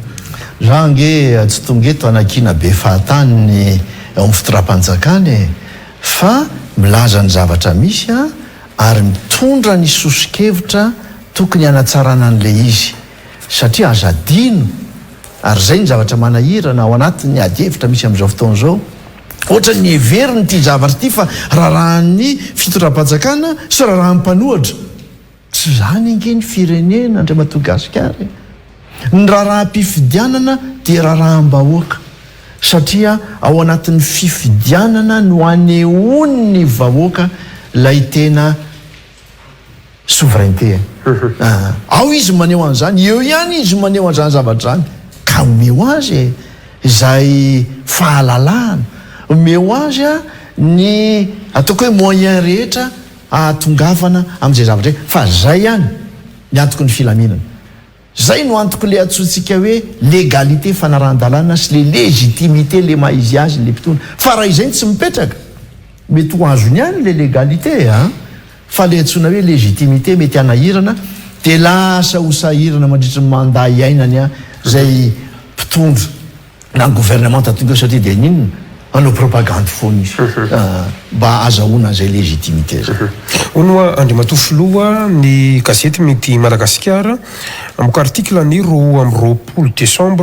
roapolo sy 2 milaza fa ny filoha teo aloha rajonala mampianana hery de vonina hitondra tetezamita eto Madagasikara asa zay koa ve io atongavanao eto Madagasikara io a raha ny tantara ny Madagasikara jerentsika andriamatoa filoha nanimba ny malagasy namotika ny malagasy zany mitetezamita zany androany gaga maheno fa mitaky tetezamita zany le filoha rajonary mampianana hery omeo fanazavana mahitsy ny vahoaka malagasy androany manamarina sa mandiso an'izany ianao ary ianao ve tsy manana solution hafa akoatra mitetezamita raha io situation eto Madagasikara androany itoboka raha aloha tsy niresaka tamin'ny Midi Madagasikara na zany mpanao gazety Midi Madagasikara zany a ary raha ny tena marina raha tsy mahalala akory an'izany zavatra nytenenindry zareo zany fa zany ange adihevitra mety misy azange magagy mbola tsy tonga akory ajonary mampiana volana Desambra zany de fa hoe zao le izy tonga ndray a de zao le izy fa nga zarery mitondra ny adihevitra eto amin'ity fireneny ity e zange ray ao anatin'ny rehetra zay mitondra ny heviny sosikeviny manoloana ny fitiava-tanindrazana hoe ahoana ny tokony atao a ao anatin'le izy betsaka ny mieritreritra an'izany a fa tsy manana zay ambition zay zao ihany lazaiko anao hoe ny ambition antsika de zao ny firenena ihany ny ambition antsika misy ny niteny tamiko aloha hoe raha misy ny zavatra ohatran'izany inona ny eritreretinao de hoe raha sanatria nge raha vahoaka ireo no morongatra ka ho tonga amin'izany zavatra zany fa nga zany no anakanazy na ianao nanakanazy andriamatoa Gasikara na izy o anakanazy fa rehefa vahoaka ireo nge rehefa entin'ny anoanana rehefa entin'ny io zavatra mahazo fantrana rehetrarehetra io e mila mitandrina nge ny mpitondry za efa mitondra nafantatra an'izany zavatra zany fa i vahoaka eo nge tsy apozinao amin'ny fotoana tsy eritreretinao akory no morongatra vahoaka eo e ka re zany ny zavatra misy a de tsy maintsy atrehana zany zany zavatra zany hoe inonara no zavatra iseho a ao anatin'le izy be dehibe ny afaka mitondra an'izany ka rajonary mampianina rerina afaka mitondra zany fa za milaza manao hoe be dehibe fa matomotodika amin'ny rajonary mampianina ny olona dia angambany everiny fa hoe asa hoe mety afaka hitondra zany angamba rajonary mampianina satria azadino nge fa raha sanatry ny vava misy zany zavatra zany tsy ny adihevitra politika nge no mahatonga n'izany zavatra zany fa tena ny adihevitra mihitsy hoe am'izao fotaon'izao a misy problème eto amin'ny fireneny misy problème ara économique ara-sosialy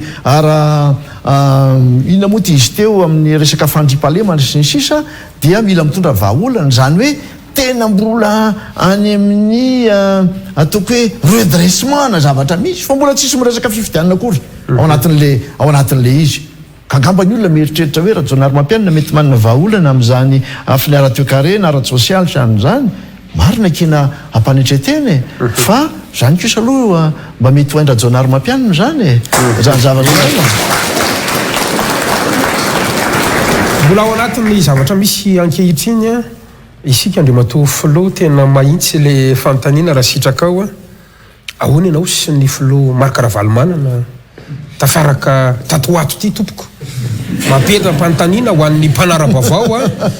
atreny amin'leo intsy atreny amin'ny votel sy ny maro samihafa ary mandeha mihitsy ny aza ny resaka fa isy alliance mafonja marina ve zany diso ve zany androany vahiniketo ny filoha rajonary mampianina hery ahoana ianao sy ny filoha Ravalomanana ty tompoko zay nge mahafinaritra aminareo mpanao gazety reto e fa ngamora miaraka amin'ny Ravalomanana taka ny arahako amin'ireo be dehibe nge solotena avy amin'ireo mpanao politika ato reto miresaka amindry zareo a dia midika inona moa zay zavatra zay fa nga tsy afaka miresaka amin'ny mpanao politika e adihevitra nge napetraka araka ny teniko taminao teo e marina fa nisy ny tantara zay azo apetraka ambony latabatra fa raha ijery todika ny arina foana amin'ny tantara tsika azo adino 7 volana Desambra nandeha nanatona tany Paris Andriamatoa Marc Ravalomanana dia nionjay mirahalahy tamin'izany fotoandrany nampitovy fomba fijery hoe ahoana fandehan-javatra any Madagasikara hoe satria za ty maheno président Ravalomanana oatra manahirana izany a nefa mbola voahery taona ahoana ho ny fahitanao azy dia nitovy ny fomba fijery tenio zay dia niantso zahako ny niantso ny président Didier Ratsiraka zay mbola velona tamin'izany fotoana zany teo mason'nga Ravalomanana dia niteny amin'ny président Ratsiraka manahoana ny fandehan-javatra any fa mionato a zay sy ny président Ravalomanana fa tena manahirana ve ny zavatra misy any amin'ny firenena dia za ozy dia tena mitovy amin'izany ary mbola masika noho izany azy zay fiteniny tamin'izany fotoana zany fa dia eny amin'ny telefona moa ty tsy afaka iretsaka ny amin'ny Tsipriany ty fa dia azoko zany zavatra ataonareo zany ary tsy misy tsiny mihitsiny zany manoloana ny fitiavan-tanindrazana sy mifampandrosoana amin'ny firenena mba ilazana aminao zany fa tany zay dia mifampiresaka amin'le zavatra rehetrarehetra za manaraka ny toedra raha-pirenena rehefa tonga dia tafahoana miseritra tahaka an'ireny zay mbola mitovy fomba fijery ohatra le tany Paris ve aloha tsy mifanao rendez-vous aloha zay fa dia tafaraka ary rehefa tafaraka zay dia io fanakaikeo zay dia ny olona rehefa mahita izy dia mpifankaty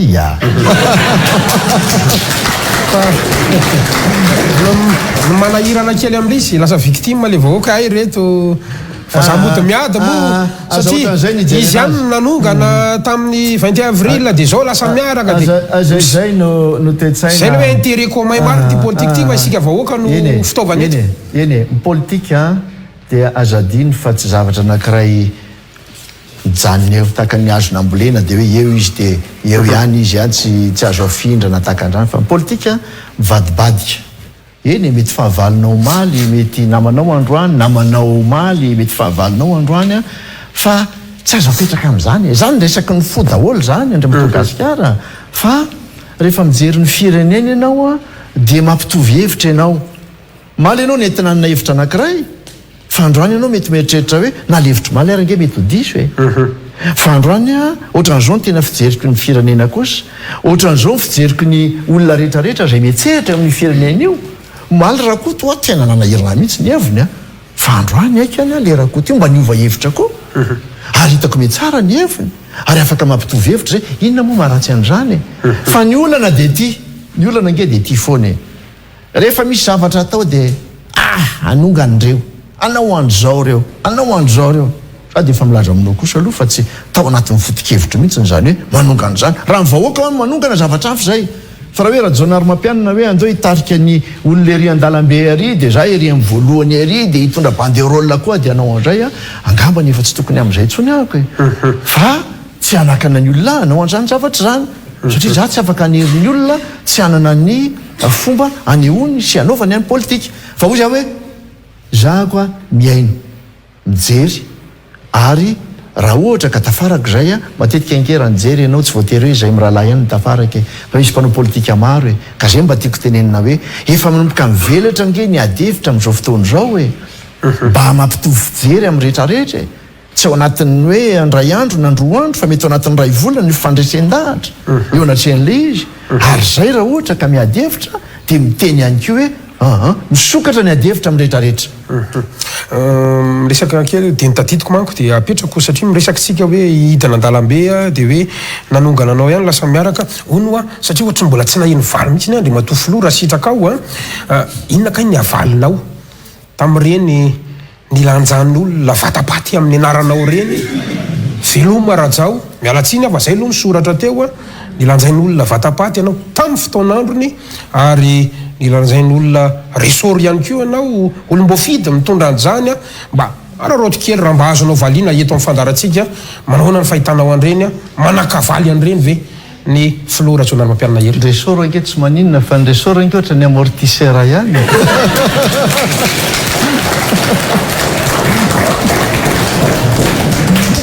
eto zao tsy mitsangana dia tsy afaka manao le resor fa raha nitsangana angamba dia hitanao hoe mba nietsiketsika kely ihany atao anatin'le izy fa zava-dehibe dia zao le hoe vatapaty rehefa mitandreny kely anao tena sahira ny ara-tsainy mijery hoe ndray dia ho tonga amin'izany ve ary le filanjana vatapaty eo ihany fa tena lay sotoavina malagasy mihitsy tonga amin'izany zavatra zany a tena mampieritreritra hoe de efa simba tahaka an'izany ve lo sopotika tahaka an'izany ve nitetsaina malagasy fa izao zay le demokrasia zay mbola narajonary mampianina nrajonary mampianina fa tsy afeniko zay zavadray fa mila mahazaka an'izany a ny mpitondra hoanatra ho any rehetrarehetra ho an'ny demokrasia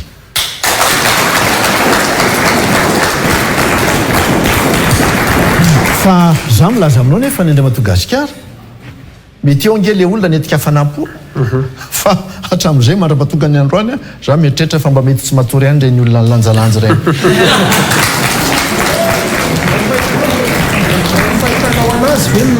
raha ny ekipanao na ny mpanohana anao mamerina manao an'ireny an'izao fitondrana zao mety azaka ve sanatry tsy avy aminay sy tsy avy amiko mihitsy zany raha sanatry ny vava misy zao mantsy ny zavatra ataon'ny sasany le zavatra injena takareny a de mody volovolena ry ambadika ry de hoe io raha jaonary mampianina fa mamaly fatsy ohatran'izany aza diny foana ny teniko Andriamatogasikara aza mamaly herisetra ny herisetra aza mamaly fankahalana ny fankahalana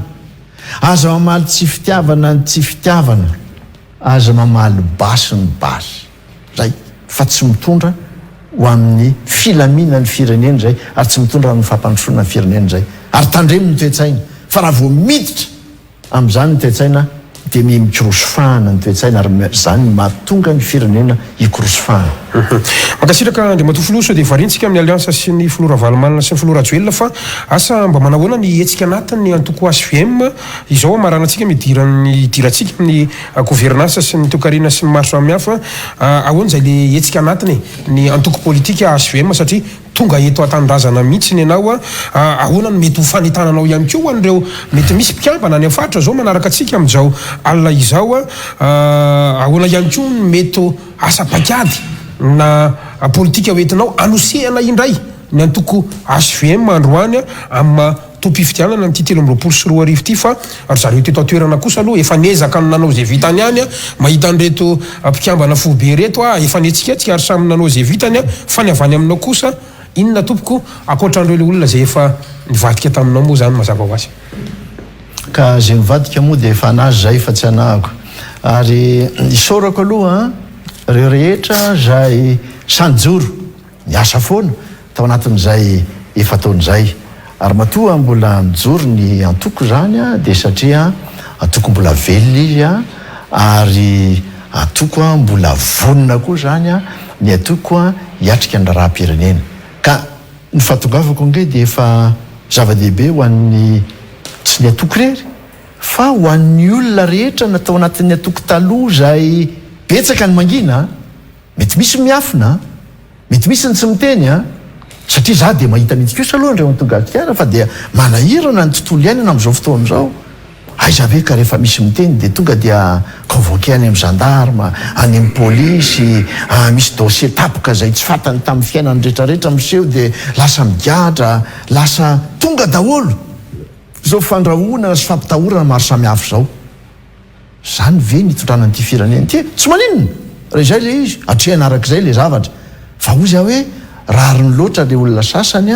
raha ohatra ka somary nangingina tao anatin'izay fa zao kosa de miteny amin'ny olona hoe ory zareo mba arao ty fiainan'ty firenena ty arao ny rivotra mitsoka amin'izao fotoana zao fa efa mitsoka hafahafa le rivotra amin'izao fotoana zao efa tokony foy ianareo amin'izao fotoana zao ary dia zany no anentanako ny olona ny anankiray anao de mitondra foto-kevitra zay ny zava-dehibe tsy manao hoe ntao anao an'izao ntao anao an'izao ery ntao izara an'izao mbola tsy anytsika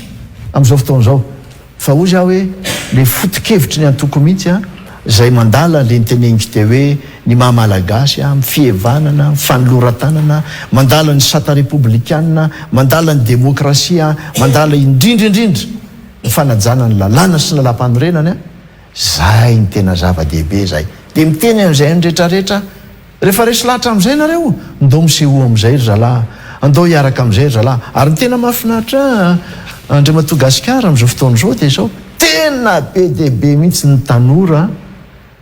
sy ny vehivavy fa ny tanora indrindraindrindra zay tonga manatona amin'ny atoko, manatona manoratra amiko, miresaka amiko, manao hoe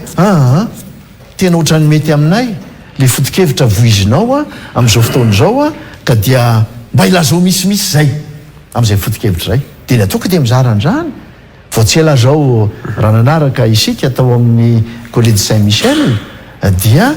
mba nisy conférence nataoko mikasika ny hoe ahoana ny tokony andraisan'ny tanora andraikitra eo amin'ny lafiny fiainam-pirenena sy ny fiainana ara-politika tsy manao politika fa milaza fotsiny zay tokony ho andraikitra ho araisin'ny rehetrarehetra ny antony dia tsotra fotsiny rehefa tsy mandray andraikitra ianao dia ny olona mandray an'ilay izy eo amin'ny toeranao dia avy eo anao velaza fotsiny hoe ndry fa naninona miboriko ty zavatra ty ka anao tsy mandray andraikitra ka andriamatofilo inona le politika ninganandray an'le SVM satria nisy fotoana teto na mahivahibe mihitsy za aloha mialatsiny fa mampanao gazety ny mpandrindra national Rive Rakoto Vao Ise Androany Alain Rasambany iza koa Aria Fianaratsoa nisy any Zarefy Ertina tsy daditiko tsara ny anarany teo Zarefo dia Maître zay sisa nasan'ny teny hoe SVM teto amin'ny firenena nakoatran'izay nangina daholy io sao tafaverina anao dia miverina indray izy ka inona le politika anao lay paikady entinao amerenana indray ny herin'ny SVM mba ahafahana miatrika an'izany fifidianan'izany sa tsy ho sahatsony no le valo isan-jato anatin' zay nampatonga ana am'teny mbola sahanao ve ny SVM na dia meno vahoaka valo isan-jato zay le politika angatahako reseraka andre matofilo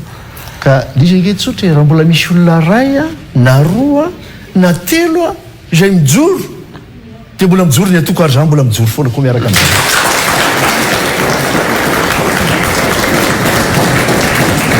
ary io betsaka io Andriamatoa Gasikara betsaka ny miantso any olona gaga mihitsy miantso any olona avy any Faradofay avy any amin'iny bevoiny amin'ny faritry ny nanaovana ny barrage-ny bevoiny miantso any olona avy any Anosy-be miantso any olona indrindraindrindra avy any amin'ny faritry Sava iny président zay faly nahitanao tonga inona ny atao ahoana ny fanohanana ahoana tsika ny any adevitra aloha napetrako foana ny adevitra dia mifoto-kevitra dia mampahery ny olona amin'ny zavatra misy fo za hoe zao no izy tsika tsy tsara be fahataniny eo fotsiny tsy anjarako loatra ny anao satria nareo ny aina an'le izy mahita an'le izy fa ny anjarantsika dia zao hoe inona ny andraikitsika inona ny tokony ataontsika ao anatin'le izy ary zay foto-kevitra zay dia voiziko foana anatin'le izy zao endrika anankiray izao dia everiko fa raha mandray an'le izy le olona dia mba misy hevitra sasatsasany any azo raisina misy toetra sasatsasany any azo raisina ao anatin'le izy ary rehefa avy eo dia mba miteny amin'ny olona koa ary zay no azadino ny zavatra hoe azadino ny zavatra nataontsika tsika tsy tatara foana hoe zay tena anao an'izao idera tena atao papelika marina fa azo natao zany sady mbola mipetraka zany tsy azo foanany zany fa hoy za hoe mba jereo marina tokoa ny zavatra efa natao fa ireny no hitarafanareo ny zavatra mety ho vitatsika eo amin'ny hoavy amin'izao fotoan'izao satria zavatra ngezabe le ny zavatra zay dia zay zany no anentanana ny olona mifanentana mifampahery mifampirisika ary dia misarika ny olona rehetrarehetra indrindra ny tanora rehefa miteny amin'ny tanora zao tamin'ny tanora SVM nefa niaraka ny teniko teo mifandray amin'ny tanora maro samihafa hoe ny tsy ampy amintsika nke dia zao hoe lay ataoko hoe discernement zay tena ilainy zay zavatra zay lay fandiniana sy fahaizana amin'ny tsara ny mety sy ny tsy mety ny ratsy sy ny tsara fandiniana hoe aiza ny tena lalakale iakavisa iakavanana iazakazaka sa mila mandeha moramora aloha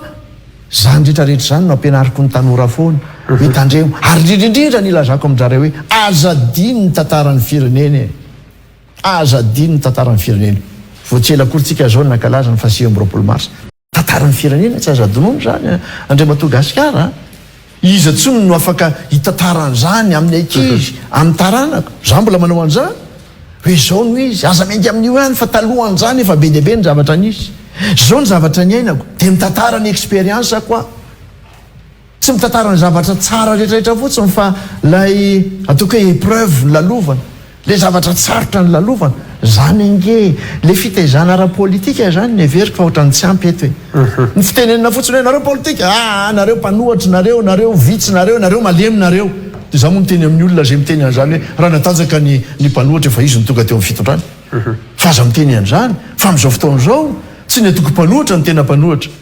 fa ny vahoaka zay nona tsy mihinan-kanina marary mahantra reo any anatiny any nefa redareda le hoe fa ahoana ary ty zavatra ty ka andrimatofo soa maniny ianao tsy manao ny fanao ny olona am'izao samy manao démonstration de force mitety faritra mamory vahoaka sa kosa le vahoaka ny tsisy tsony tomko fanga zany modely Andriamatogasikara fanga rehefa manao ny olona de hoe anao koa ny tena adievitra ho any mbola atao zao aloha am'izao fotaon'izao ary tsy mifaninana amin'ny fitoram-panjakana adidy ny fitoram-panjakana ny manao ny asa ara-tsosialy zay tokony atao fa tsy zahako nanao an'izany tsy ianao tsy hifaninana amin'ny fitoram-panjakana satria adidin'zany mena fahefana mena fitaovana mena vola anao an'izany ny fitoram-panjakana dia rariny loatra raha izy manao an'izany fa ozy hoe azo atao tsara no mandeha miadevitra fanetana ary miteny amin'ny olona any amin'izay efa misy any amin'ny faritra maro samihafa any hoe raisina andraikitrareo mba miresahinareo saminareo sy ny sisa sy ny sisa amarana n'izay ataontsika hoe ny atoko politika izay tsika andrimatofoloha fantaniko farany sisa raha sitraka ao misy olona mezaka mivoy mantsy am'izao nisy ny atao hoe ninini zany hoe ny Andro Rajoelina ny Ravalomanana Marika ny Hery Rajaonarimampianina ary tafiditra ao anatin'izany ianao zay mivoiziny moa anatin'ny tontolo politika sy ny fifidianana asa manao ahoana ny fahitanao an'izay ary raha sanatry mety tsy afaka milatsaka ianao Andrimatofoloha Rajaonarimampianina Hery amin'ny anaran'ny mangarahara amin'ny anaran'ny fahamarinana ho an'ireo vahoaka malagasy ireo mety avelanao ilatsaka ve Andrimatofo rivo rakoto vao sa anao sala amin'ny leader politika hoe rehefa tsy za de tsy misy tena rehetra tsy aritra ihany enao aloha androany de tena oza hoe tena mahay mangarom-bava mihitsy fa oza hoe za mbola tsy any am'zany ny adevitra aloha am'izao fotoan'izao tsy any am'zany ny adevitra am'le izy za zao androany vao mbanianao an'zany hoe ny Rajaonarimampianina zany fotrany tsy de zay foana ny eny fa mba ty ampiditra n'le adevitra angamba ianao ao anatin'le izy zany fa ozy aho hoe nisy an'ireo ataoko hoe vaty fantsika efa napetrako tamin'ny adevitra fanaovantsika rahalahy teo am'le hoe dao aloha atao ty dao aloha amboariny ty dao aloha atao ty zavatra ty zay vao tonga any amin'ny adevitra fa zany nge fa tena adevitra politika avo be mihitsiny zany zay nge mahatonga miantso sady mbola manolotra sosikevitra am'zany fotoan'zany fitoram-panjakana ory zareo eo ambola tabatra foana ihany no tsy maintsy andaminana ny olana rehetra eto amin'ny firenena ary ny olana rehetra manerina n'izao tontolo zao Andriamatogasikara indrindra rehefa misy zay ady zay na ifanandrinana izay de tsy maintsy eo ambony latabatra boribory ihany no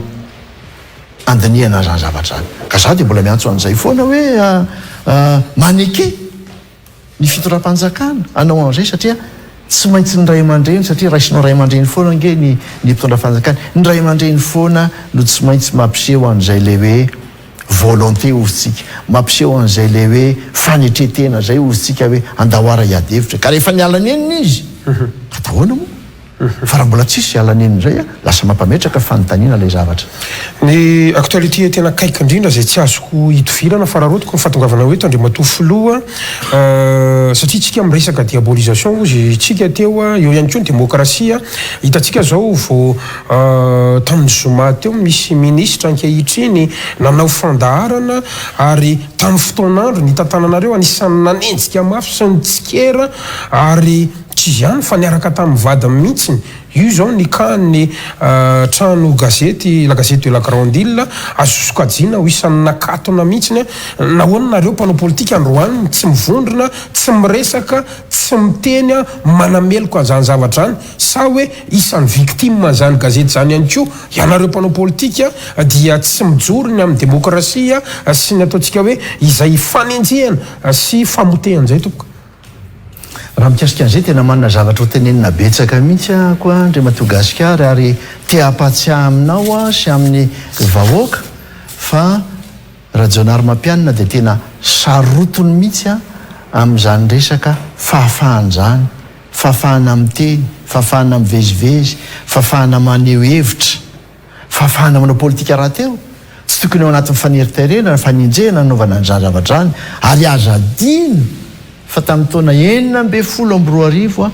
dia ny tenako sy ny gouvernementako no nametraka n'le hoe loi sur la communication médiatisée tamin'izany fotoana zany. Zay inona foto-kevitra ngezabe tamin'izany fotoana zany a, le hoe dépénalisation ny délit de presse. Zany hoe tsy tokony anagadrany ny mpanao gazety a amin'ny fanatanterahany ny asany. Mazava be zay teneniko izay, amin'ny fanatanterahana ny asany. Ka raha izay ny zavatra misy, raha tena ao anatin'ny fanatanterahana ny asany no anaovan'ny olona n'le izy a, dia tena tokony hijoro kosa ny fitsarana ho marina eo anatrehan'izany zavatra zany. Hitan'ny zareo droit commun mantsy izy androany ny pénal sy ny samihafa. Ka io angeny manahirina eto amin'ny firenena indray Madagasikara mifangaro le resaka politika sy ny droit commun. Ary indraindray na resaka politika raha no tena mitanjona sy eritreretina ao anatin'le izy dia hoentina any amin'le droit commun le izy. Dia io dia very ao anatin'le izy le olona. Za zao dia gaga be mihitsy mba nanaraka kely fa tsy tena niditra lalina amin'le dossier ny la gazette hoe chèque sans provision le izy. Dia aveo indray dia tsy chèque sans provision le izy fa ohatran'ny extorsion de fonds. Dia aveo indray dia zavatra hafa le izy zaka inona ihany azo izy tsirama zao androany tsy dia aza gaga indray tsika varapitsy mbola izy zavatra hafa ndraiky io anatin'le izy ka inona ny tena marina ao anatin'le izy. Ka zay no natokana hoe rehefa afangaro loatra ny raharaha samihafa, ny ara-politika sy ny ady tsotra na civil na amin'ny pénal dia manjary very le olona ao anatin'le izy. Anka lasa mampametraka fanontaniana eo amin'izay andraikitra na ny fitsarana ary loatra indray fangaro reto mpitsara reto a dia tsy manaraka koa zay tokony fahamarinana izy. Ary namperitreritra mihitsy ny fanambarana zay nataon'ny SMM tamin'ny 20 ny volana marsa teo a, zay milaza hoe tena tsy ekena tsony a ity tsindry azo lena mahazo an'ity mpitsara ity, ary tena efa mandeha amin'ny fahalovana mihitsy a ity asa mpitsarany ity a noho izany tsindritsindry maro samihafa zany. Ka amperitreritra antsika izany zavatra zany fa ny afotsy zany teneniko hoe raha ny amiko nresahanao a dia za anisan'ny tena fatra-panaja, fatra-piaro izany resaka hoe liberté ana olona izany a, ary anisan'ny mihevitra fa ny fiarovana ny liberté ny mpanao gazety ary ny fanekena ny atanterahany ny asany ao anatin'izany liberté zany a dia antoka ho an'ny demokrasia, antoka ny fampandrosoana ny firenena ary izy mahazo tombony an'izany. Ny mpitondra ankeny tena mahazo tombony an'izany raha ny tena marina. Ka eo amin'izay le politique judiciaire zay mihitsy mifandraiky amin'ny atao hoe séparation du pouvoir andriamato filoha asa manahoana aloha ny fahitanao ny régime ankehitriny eo amin'izay atao hoe fisara-pahefana indrindra fa fahefana fitsarana sy ny fahefana mpanatanteraka satria atevitra be eo tao anatin'izay efa taona mahirikely ny tantana amin'ny filohany Rajoelina sy ny pombazy ny fitondran'izay io zao anankiray aloha dia tena araroto kokoa dia nety ianao satria voninkiadona teto an-tanindrazana ianao a nipetafan'ny olona ny vadinao tompoko ary tafiditra tany anatin'ny raharaha tsy nakagano mamy ihany koa ahoana ny mba hefitrao ino loha araroto kely a satria ny ramatoa vadinao a rajonary-mampianina voangy dia tafiditra ihany koa amin'iny raharaha iny a ary zay ve ny mantony mahatonga azy tsy eto fa ianao rery no avy any ampitan-dranomasina androantsika amin'ny resaky tompoko. Raha ialoha misaotranao aloha mba matsiaro amin'ny madamy.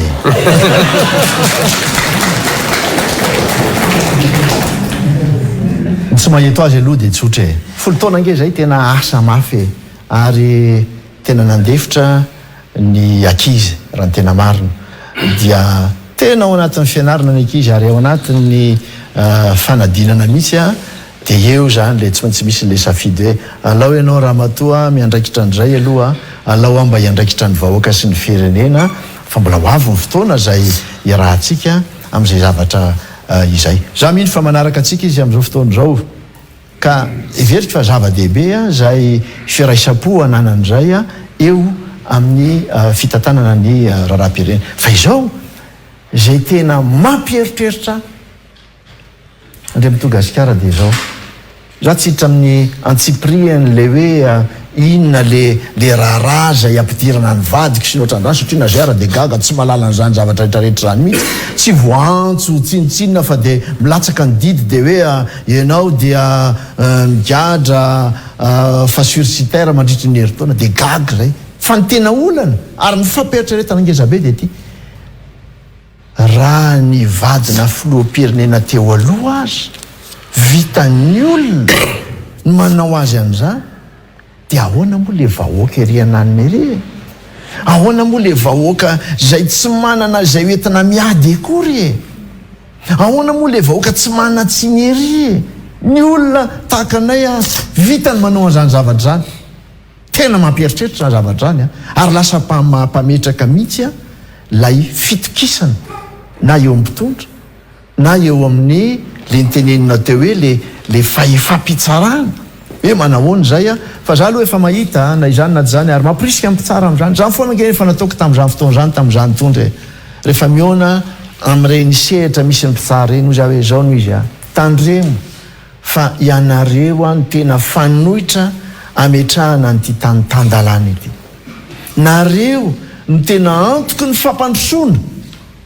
na dia tsy miasa ao anatina hoe orinasa ary nareo mampiasa vola ary nareo fa nareo no antoky ny ireny jereny reny mpampiasa vola reny na ny investisseur eto toerana na ny investisseur anyvelany ny azy ny jereny voalohany a dia ny hoe manahoana ny fitsarana ao Madagasikara azo antoka ave satria raha misy ny olana ka hotsaraina ny fitsarana azo antoka ave ny fitsarana any ka zay ny teneniko foany hoe io a dia tena andro lehibe any isin'ny fampandrosoana eto amin'ny firenena eo ka za aloha dia mampirisika misy ny mijoro ao a ary za dia mampirisika an'izany mihitsy hoe jereo ny firenentsika amin'izao fotoana izao ny finance publique anisany everiko fa angadinao ty andre matoa filoha satria androany dia samy matsikaritra ny mpanarabavao fa sahirana ny firenena ny pirofo afahantsika milaza an'izany dia tsy fandoavana andreo zay mety ho karazam-bola maro samy hafa ny amin'ny fitantanana raha-mpanjakana sy ny volam-panjakana ireo mpiaramiasa amin'ny fanjakana mpiaramovinantoka maro samy hafa nisy fotoana azy hatramin'ny mpiasa-mpanjakana ny aya mihitsy ny volana janoary teo ny amin'izay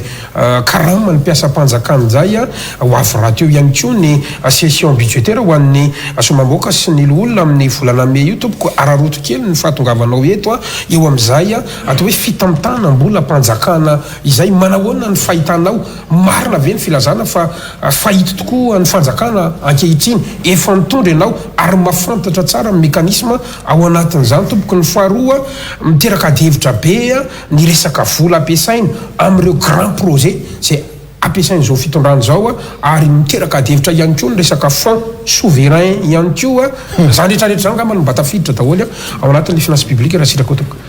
sotranao aloha miteny an'izany andre Madagasikara hoe tosahirana ny fitondram-panjakana fianao nge rehefa miaino ny fitondram-panjakana miresaka na resolo tenany dia tena milamina be ny fiainan'ny firenena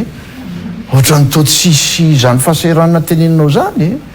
mbola afaka manao autoroute mbola afaka manao anitsy afaka manao androa dia mampieritreritra tokoatra le izy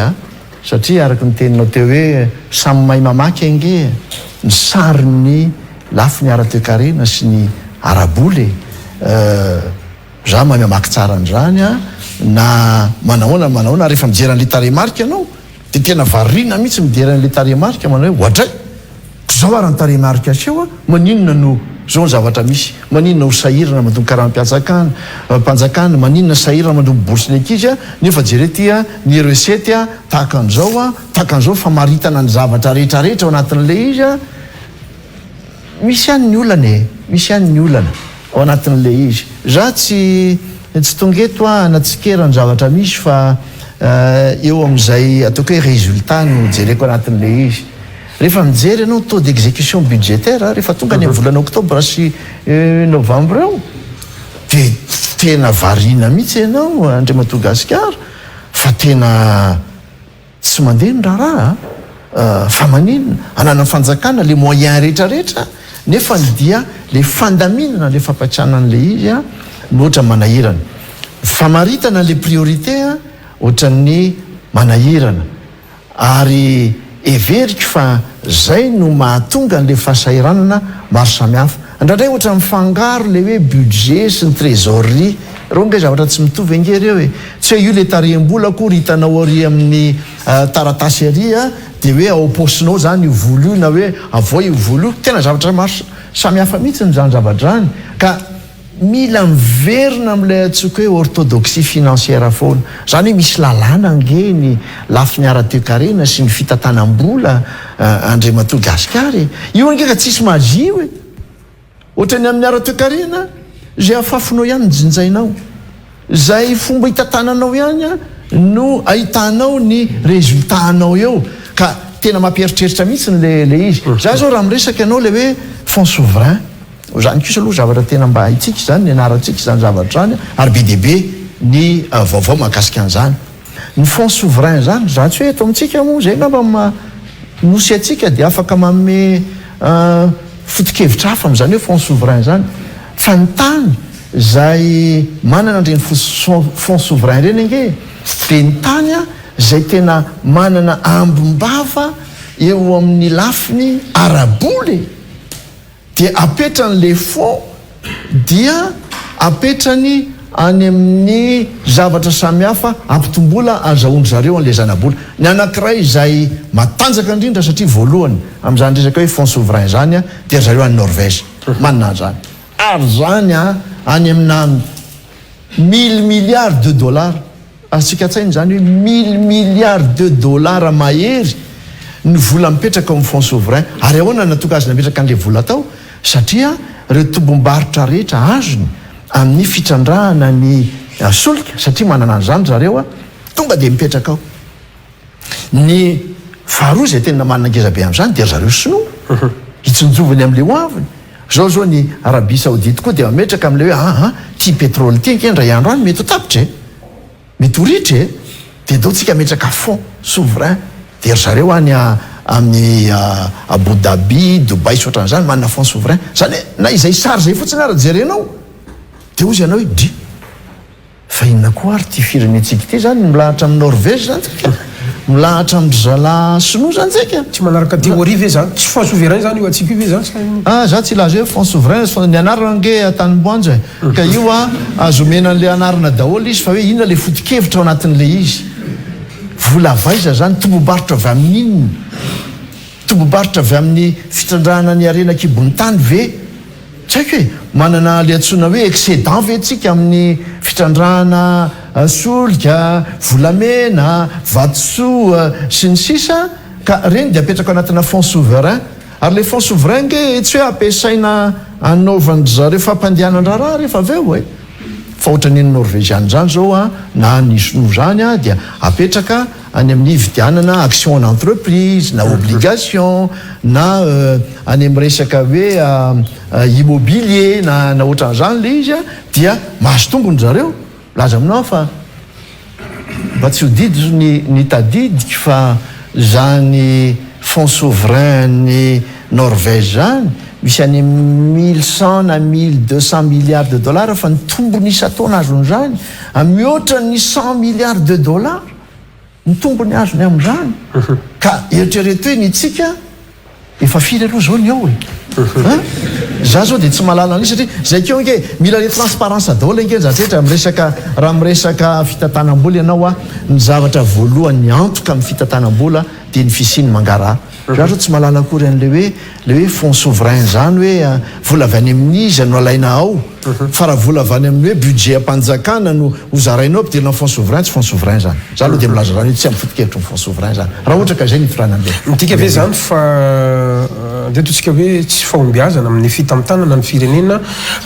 manahoana ihany ko lay politika hitamtanana n'le firenena mihitsy ao anatin'izay satria miresaka volam-panjakana zany tsika raha misy nylesoko dinina fa inona ihany ko ny tokony ho ataony zany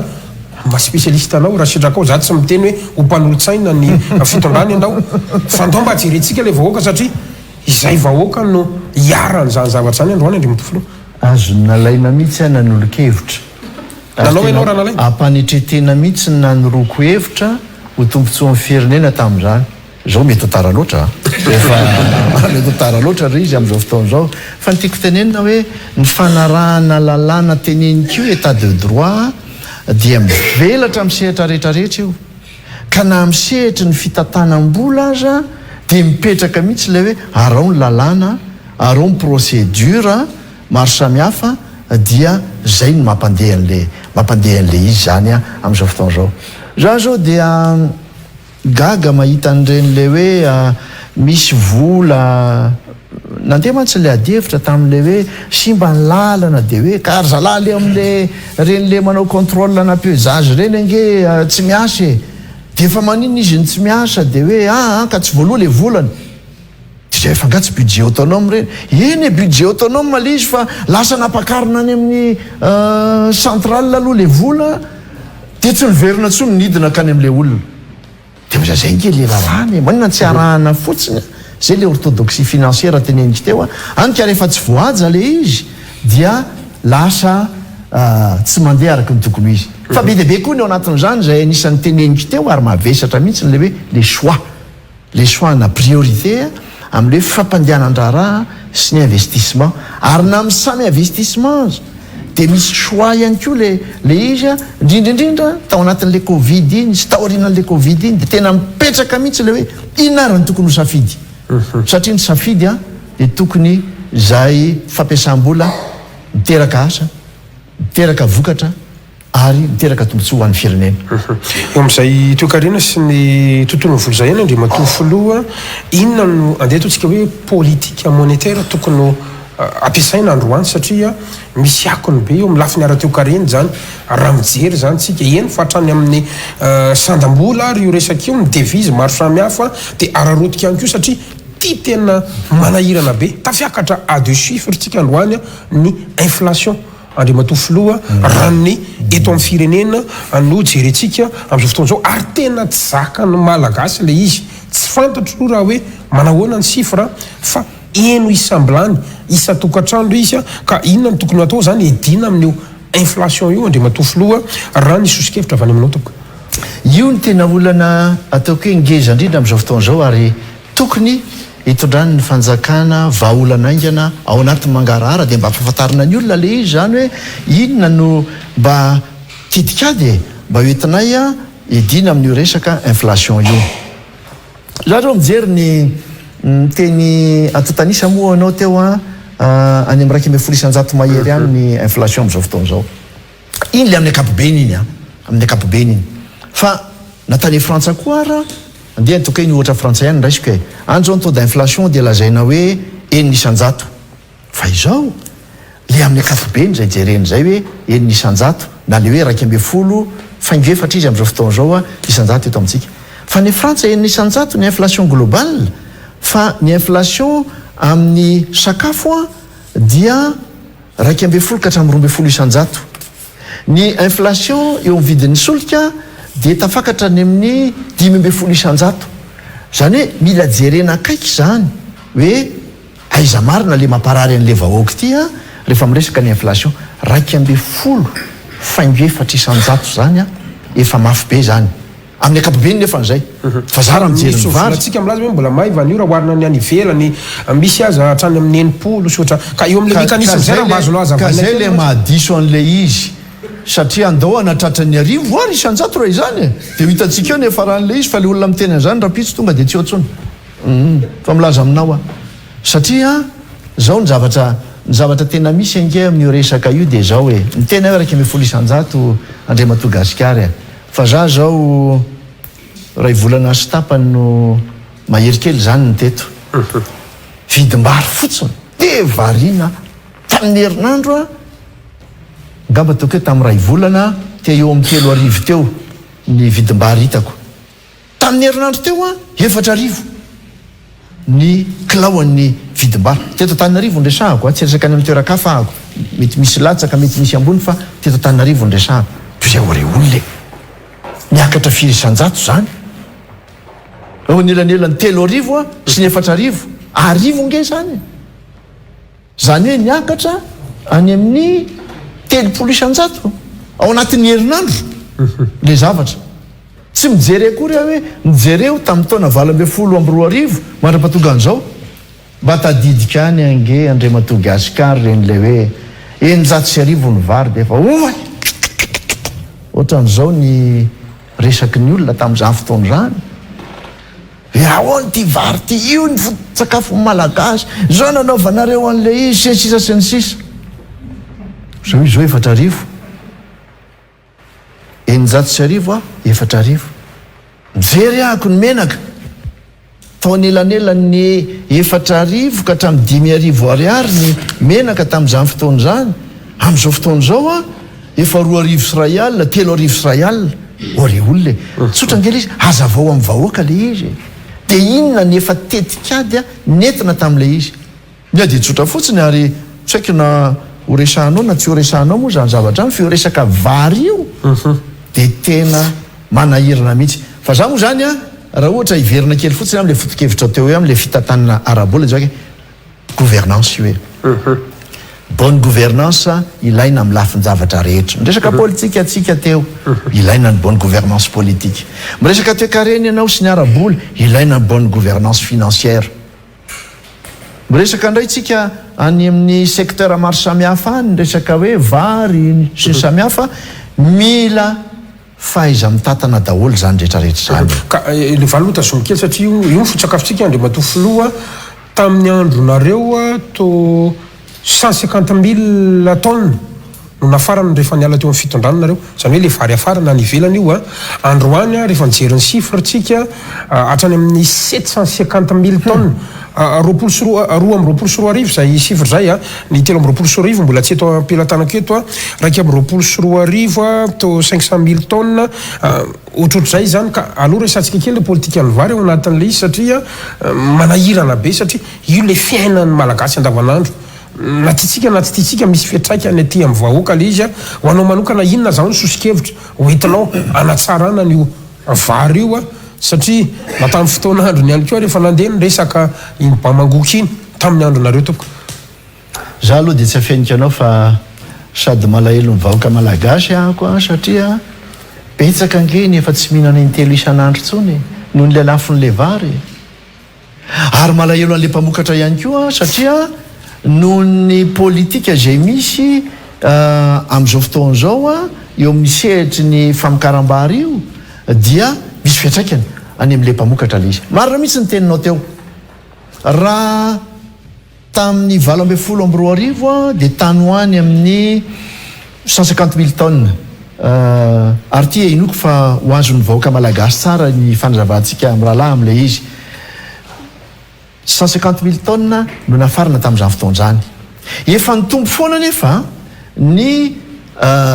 famokarana vary nanomboka tany amin'ny 4,2 ny tatanako ka hatrany amin'ny 20,2 satria tany voalohany tany izy de mbola 300,000 de 150,000 tonnes fa no niezaka maro samihafa natao de ninidina ary nataoko tanjony ny hoe 20,2 de tratratsika lay atao hoe fahaleovatena arabary eto amin'ny firenena aola moa tsy manafatra tsony le fahaleovatena fa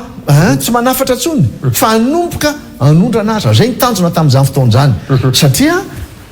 hita hoe nisy fiatraikany eo amin'ny fanatsarana n'lay vokabary reo politika zay napetraka politika eo amin'ilay nametrahana barazy maro samihafa resaka rano resaka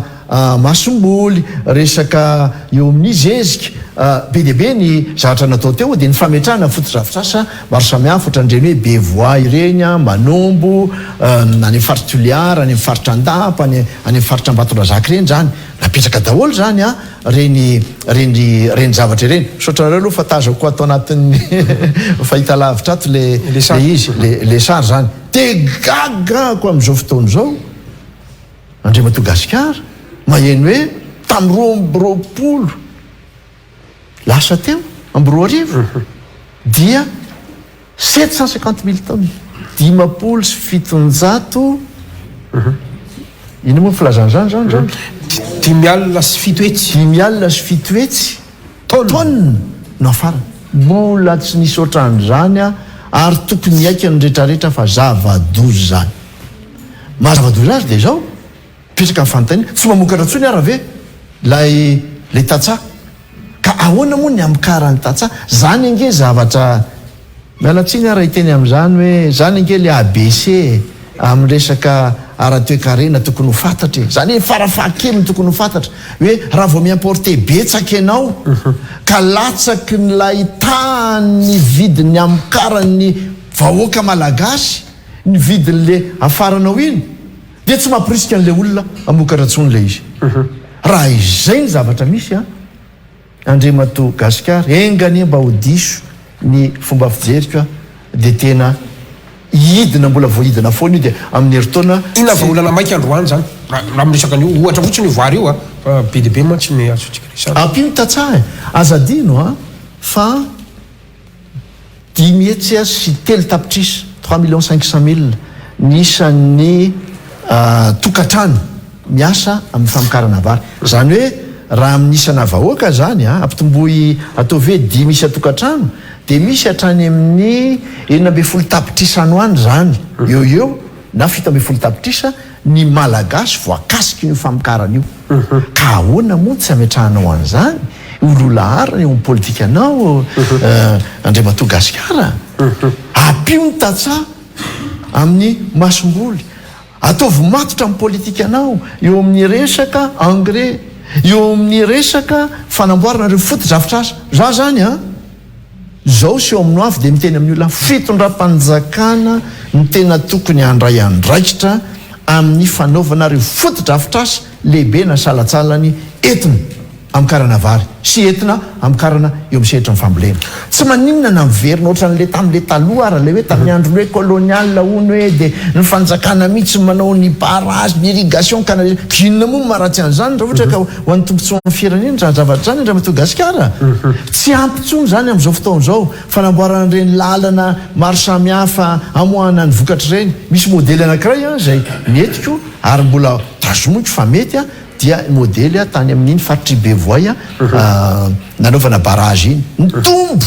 ny tombo ny vokatra raha ohatra ka indray mandeha isa-taona ny namokatra lasa indroa isa-taona ny namokatra ary raha telo taona ny hektara lasa 9 taona ny hektara rehefa tonga tany a tamin'izany fotoana zany ary zany ny zavatra mahafaly indrindra rehefa mitondra firenena ianao mahatry amin'ny vahoaka miteny le olona tany hoe Andriamato filoha tsy mijaly arabary tsony zay aty a fa efa mihinany zay a efa ampianay ny vokatra eto a tena efa mijery any amin'ny tanàna ianao velona le tanàna mandeha daholo ny reny le usine kely mitoto vary mirehitra ny jiro mandeha hatramin'ny varotra maro samihafa lalana raha teo namboarina tamin'izany fotoana zany avy any Toliara niakatra nandeha nakany a dia zany ny zavatra lehibe io ny ady voalohany tokony ataontsika tsy irery a fa io ny ady voalohany a satria manahirana mihitsy n'izany hoe tsy ampy ara-tsakafo zany ny vahoaka ary za tena marary ny foko mieritreritra n'izany Andriamato filoha anisan'ny marary ny vahoaka ihany koa ny tontolo ny angovo ary tsika moa raha miresaka hoe firenena te androso dia ny angovo mazava ho azy ary voaresaka ho avokoa zany na ny solika na ny orinasa jirama ka zay indrindra no tiako hiaviana voalohany aloha ny eo amin'ny resaka politika energetika zany Andriamato filoha ny anankiray aloha tamin'ny andronareo moa zany tsika raha manao fampitahana ihany koa androany a inona ny ataoko hoe efa ezaka na hoe lalana noentinareo any amin'ny fanatsarana zay tontolo ny angovo zany satria anisan'ny nampalaza anao zany telo volana de foana zao ny délestage herinaratra iny zao jirama koa nefa nalaza ihany koa fitondranareo hoe nareo nanome privé indrindra ny orinasa jirama io raha tsy resaka amin'ny sembe empoera sy ny maro samihafa isika zay ndray ary ny tena farany sy lehibe indrindra raha sitraka tompoko dia ny tontolo ny solika ihany koa zay miteraka adihevitra be androany satria andohalika andranombary hoy ny mpampiasa solika malagasy io ndraiky io saloha de tena mialatsiny Andriamato Gasikara fa de tena be debe ny ezaka natao tanatin'io ary tsy haiko ngamba tsy nety tamin'ny fitorana am'izao fotoana zao ngamba le izy dia mety tsy niazakazaka atao anatin'le izy za tsy mety tsy nanaraka izy fa tsy niazakazaka atao anatin'le izy za raha vao tonga teo ary diso be mihitsy le fandaliana zay nataoko hoe aza mijanona amina zavatra anankiray isika fa mba hoety lavidavitra koa le fandalinany tadidiko ange reny zay le tafito anatin'le hoe diabolisation resantsika ihany le hoe fandemetsaina le tamin'ny propagande tamin'izany fotoana zany tadidiko tsara tao amin'ny ilitaona nylaza hoe 3 volana na 1 bolana dia mahita ny vahaolana amin'io resaka jerama io tsika amin'ny eto Antananarivo zay nresako tamin'izany fotoana zany le hoe 1 bolana moa na mihoatran'izany tsy nitenenina fa rehefa voaka amin'ny radio le izy tapahana treo amin'le hoe 3 volana dia adray abotsina takan'inona mihitsy n'le izy fa tsy fantatry le olona dia tena rajonary mampianina ireratra eto ny tena mitondra vahaolana matotra sy mazava ao anatin'le izy zany ametraka n'le antsoina hoe transition énergétique zany hoe lay tetezamita hitondrana any amin'le tena hoe fahafahana amin'ny lafiny arangovo zay ahoana nitondrana azy fitiniko kely fotsiny le izy Andriamatoa Gasikara dia hoy zao hoe zao no izy reo groupe rehetrarehetra zay mampiasa gazoaly reo dia ovay fiololora menaka mavesatra satria nahoana tamin'izany fotoana zany dia 3 arivo ariary ny litre ny gazoaly le fiololora nefa 500 ariary zany hoe tany amin'ny atsasany dia hitanao amin'izany ny fiatraikan'le izy zany dia nampitomboana lay vokatra teto Antananarivo ndresahako aloha zay no natonga andren'le hoe tonga ny turka tamin'le hoe Aksaf Power tonga ny Symbione le Symbione io ngeka groupe ny Jirama tao ihany no ny velominy Symbione dia izy no privé no mitantana azy privé ka am'izao fotoana zao nge naiza naiza eran'izao tontolo zao hoe dia mandray anjara ny famokarana angovo ny privé fa mamotika ny orinasa malagasy satria amin'ny malagasy ny Jirama tsy araky ny malagasy tsy araky ny fitondrana ny sady amokatra no iandraikitra ny fitsinjarana an'le izy fa nizaraina zany le izy hoe raha misy ho raisy ny anjaran'ny fitondrana dia ataony zany fa alao ampininy ny sehatra tsy miakana koa izy ao amin'izay zavatra zay malalaka be mbola malalaka be le izy raiso nge fa andekaleka reny zao ohatra dia reny nge any fitondram-panjakana le izy io Symbione io mba ilazana aminao hoe tsara raha ohatra ka antatana amin'ny privé azadiny fi Symbione io groupe zay nividiny ny Jirama reny ary reny le atao hoe mpanjaka ny groupe mihitsy ohatra ny Rolls-Royce na groupe mihitsy satria dia tena le hoe varotsila ary reny tahaka ny moteurna fiaramanidina rehefa vokarakaran'olo izy maharitra hatrany amin'ny 30 taona na mihoatra arala izy inona ny zavatra nisy tao amintsika 7 azafady no napetraka reny groupe reny 12 zany hoe 3 taona 4 taona potika le groupe Rolls-Royce varotsila ny anara kakenao fa maninona ry olona tsika mihitsy ve ny tena voaozina fa maty ve le groupe le groupe tsy maty fa voakitikitika dia nisy simba nisy piesy tsy ao dia manafatra piesy dia mividy piesy dia simba lizy dia tafapetraka ao zany rehefa nitantanantsika izy dia tsy maintsy nijery hevitra hafa hoe alao ary ho tantanan'olona le izy dia mihatsara le vokatra voalohany zany gazoaly novana fiolona zany dia nitombo ny vokatra teto Antananarivo avy eo ndray tonga dia nanomboka tamin'izany fotoana zany hoe andao ataontsika ny antsona ny appel d'offre mba azahoantsika mitrandraka andreo angovo avy amin'ny lakan-drano tao anatin'izany nge nametrahana andren'le hoe saofika ireny le miaraka amin'ny efazy tao anatin'izany nge nijerenany hoe volobe atetezam-bato hoe sinsisa sy ny sisa misy ny tena ngeza be misy ny atoniny salatsalany zany misy ny kelikely tao anatin'le izy dia nanapa-kevitra zany tamin'izany fotoana zany zay hoe ny lehibe indrindra ny tsara indrindra ary mandritry ny taona dia mipetraka mazava tsara ny fatongavany rano dia io saofika io dia nandeha ny ady hevitra tamin'io Andriamatoa Gasikara tsy teraka tao anatin'ny ray andro zany zavatra zany 3 taona nanaovana an'izany ny fanadiadiana ara-teknika ny fitadiavana ny vola tanatin'izany ady hevitra ny nataoko andromanalina niaraka tamin'ny Fonds monétaire niaraka tamin'ny Banque mondiale nandeha mihitsy ako nandeha tany Abidjan tany amin'ny Banque africaine de développement ny ady hevitra momba an'io hoe ampio zahay fa tsy maintsy mahita vahaolana amin'ny resaka angovo azadiny fa ny angovo zany anisan'ny antoka amin'ny fampandrosoana ny firenena zany anisan'ny antoka atongavany investisseur avy any ivelany makaty Madagasikara dia natao iny lalana anankiray zany iny efa 12 efa andeha atao hoe voadinika daholo momba an'io resaka efazy io raha ny tena izy tokony nanomboka 7 raha nanomboka tamin'izay eo efa vita io amin'izao fotoana zao efa milaza aminao fa efa tena nitsotsotra mihitsy na ny Jirama na fitram-panjakana raha navitan'io zao mbola tsy nanomboka akory le izy io zany le continuité de l'état zany tsy mipetraka misaotranao mametraka an'izany fa olana angeza be mihitsy a zany resaka hoe continuité de l'état zany io de tara zany tsika tsy maninona e misy ange azonao andehantsika raina hoe ty tokony nataon'izao ty nataon'izao e le ntsikirange rehefa orinan'le izy Andriamatogasikara ka mora kely e na izara andro any afaka mitsikera hoe ty tokony mbola nataona izao andro fa tamin'izany fotoana nanaovana le izy zany a zay ny faran'izay tsara azo natao aloha rehefa mandeha ny fotoana dia azonareo atao ny manamboatra manatsara ny fahatelo ao anatin'le hoe transition énergétique dia fampidirana solaire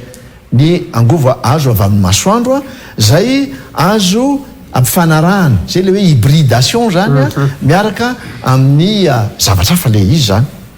izy zao tazantsika le Ambatolampy nanaovana hoe 20 mégawatt tsika ny faharoa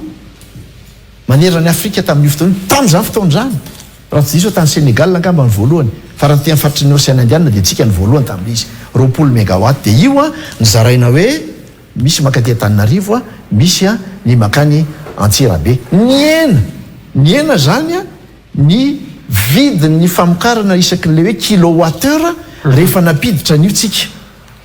satria ny mora io a oarina amin'le fampiasana groupe satria azadino ange fa le fampiasana groupe ange dia 700 ny famokarana Jirama ange dia avy amin'le groupe nefany a lafo be ny amokarana azy fa rehefa niditra n'le solaire ohatranytony dia nidina le tahan'le izy aloha mba metale marika kely rehefa tonga teo tamin'ny taona 2012 dia mbola tany amin'ny 30 cents ohatrinonare zany 210 raha ataoko hoe 4 ny ray euro zany tamin'izany fotoana zany dia 30 cents zany hoe 210 ny vitin'le hoe kilowattheure mamokatra azy nefa midy ohatrinona le izy 9 cents zany hoe 200 eo amin'ny 900 eo zany le izy ahoana moa no avo be lay amokarana azy nefa ny amidy mora satria zay le izy zany ary mbola 5,100 ny vahoaka malagasy no misitraka an'le izy dia izy no mandoha ny elanelana io tsy mimpanjifa aty amintsika fa ny budget mpanjakana ny vahoaka malagasy dia io natao hoe tsy mety zany fa tsy maintsy karoha ampidinana an'io 30 cents io le 210 io zany dia natao le izy zay nampidirana hoe solaire zay mahatsara an'le ampidirana le angova avy amin'ny rano anatin'le izy satria nitanjona dia ampidina an'le izy tamin'ny farany 20 tafidina hatreo amin'ny 1,20 cents zany hoe eo amin'ny 4 eo zany a ny tahan'lay ny saran'lay famokarana nefa mbola midina hoe 900 mbola misy zany le izy fa nitanjona dia hoe raha natao le saofika ohatra dia tena mety hotratratsika mihitsy n'le izy ary mitanjona tamin'izany fotoana zany dia hoe 1,20 io Jirama io tsisy subvention alohatsony amin'io fa efa mahavely tena zany Jirama zany 1,20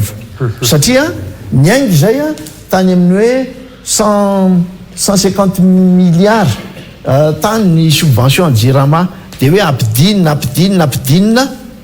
gaga be tamin'ny herintaona 100 milliards niakatra indray le izy fa ahoana ary zany re ohatra fa ahoana ary zany zavatra zany mampieritreritra le izy ka nytiako tenenanao fotsiny dia zao misy fanapahan-kevitra tsy maintsy raisina misy volonté tsy maintsy apetraka ao anatin'ireny zavatra ireny fa tsy afaka ianina fotsiny tsika amin'le hoe mbola afaka misy vola ao zay entina anampiana ny Jirama dia mbola miodina ny Jirama ohatran'izany ny amin'ny solika ohatran'izany ny amin'ny solika io solika hitantsika efa niakatra io mialatsiny miteny an'izany fa tsy hoe manapotsipotsitra Andriamatogasikara fa io solika efa niakatra io zay mampalahelo fa efa avo be mbola tsy tena io ny tena vidiny raha tena piarina lay antsona hoe tena vidina le vérité des prix zay takiny ny mpamatsy vola fa nanareo ihany koa tamin'ny fotoanarany tsy nanao zay efa nanomboka nanao zay namatsy zay tamin'ny voalohany satria tsy maintsy lanjalanjaina ihany équilibrena ihany a le lafiny le hoe filan'ny vahoaka ny lafiny ara-politika sy ny lafiny ara-toekarena lanjalanjainy zany zavatra zany fa tsy hoe ny lafiny ara-politika foana nataona hoe andao nao populisme tsika dia tazomitsika eo ividiny io na tsy ampakaritsika le izy dia andeha foana ny subvention ny gravy am'le teneniko tao le hoe 600 milliards ny any jirama dia amina centaine amina 100 milliards koa ny arriéré ndraiky pétrolier dia zao aza finaritra fotsiny tsika mijery mbola io le vidiny aloha mba empitondra fanjakana sasana masy de miteny hoe akany tsika mbola mora noho ny any amin'ny faritra fa atao amin'ny océan indianitra ole olona mora ny atsika satria subventionnena mbola ho an-damosiny io a aza adiny fa rehefa mbola tsy miakatra io za tsy maniro hoe ny akarany a fa raha mba sendra midina ny vidiny solika eo amin'ny tsena raisam-pirenena mety mba tokony hidiny io fa ho za hoe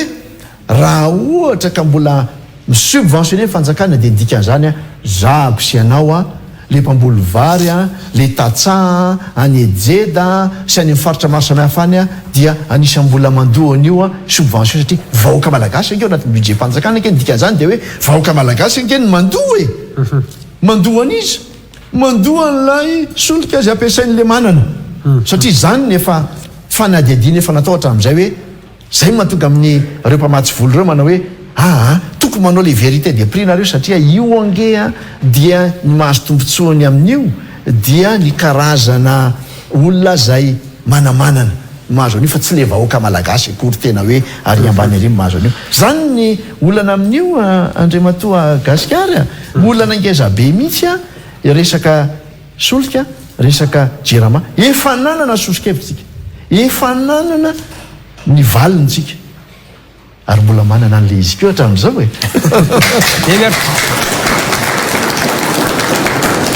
tsy maintsy orasantsika ny sosialy ma tsy hitafiditra ao ny fahasalamana sy ny fampianarana tompoko fa maranantsika ny tokarena aloha ndray mbava satria marary ihany koa am'izao a ny ataontsika hoe arena kibony tany sy ny folo fanondrana io ny tena akaiky andrina zao ny lavanila andrimatofilo raha mba afaka miresaka kely ianao a satria ao a varabaratra ao tena tonga hatramina fanalana akandron'olona miloko volomboasary mihitsy a manahirana zavatra mitranga tsy any am'polémika tsy any am'le polémika angamany a fa lay tena hoe vahaolana maritra satria mangataka reo tantsara eo hoe aleo aloha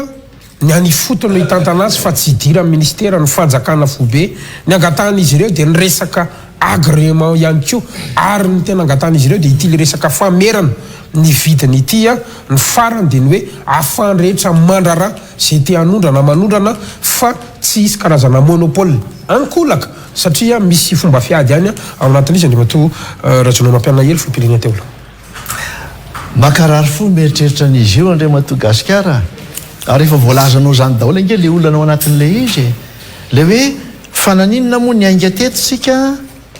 dia tonga am'izao a amin'ity andro a iresantsika ity mbola tadidiko tsara 17 na 19 natsoko tao iavoloha reo natsoina hoe mpanefoefo milliardaire tanora tao anatin'io sehatry ny vanille io nisy 7 izy tonga tao dia nivoriko tao nafinaritra ery mijery an'izany a olona 7 mirijarija be eo anylohanao dia mijery azy dia ay reto zany milliardaire daholo dia nanorevitra andry zareo aho hoe zao no izy e tsara am'izao fiakaran'ny toekarena eo aminareo zao dia mba mandraisa ndraikinareo am'vondrononareo a jereva lala kevitra hafa mba ampandrosoy ny lafiny industrie any aminareo a mba ampandrosoy ny sehatra maro samihafa any aminareo fa aza mianina amin'io fotsiny fa io a mety ivadibadika ny vidin'io a sy io sehitry ny ara-toekarena io zay ny teneniko azy dia mba ampio ny ao an-tanànanareo tonga tany atsina nahita le lavaka be teo an-tanàna dia ozy hoe magaga aty amin'ny tanànan'ny lavanila misy mivola misy an'izao nefany a misy lavaka kely teo ampovoan-tanàna ara tsy voatsetsina le izy zany dia zany zany adevitra tamin'izany fotoana zany ka rehefa mijery an'le izy am'izao ange dia zao hoe tena misy ve ny adihevitra e ary makaiza marina lay tena hoe fijerena le tompontsoan'le tatsa aloha le mpamokatra aloha dia avy eo le tombontsoa amin'ny firenena tamin'izao fotoan'izao a tena haiko tsara io seritry ny lavanilina io a ny antony dia zao raha mpitondra firenena tsy mahalalana io kosa aloha dia tena manahirina mihitsy satria azadino ange fa ny lanjan'io lavanilina io ange dia any amin'ny 400 tapitrisa na 500 tapitrisa dollara isa-taona zany hoe mihoatra lavitra no vola azontsika rehefa tambatra ny vola azo amin'ireo mpamatsy vola resam-pirenena ireo mbola mihoatra lavitra noho zany lanjan'io resaka lavanilina io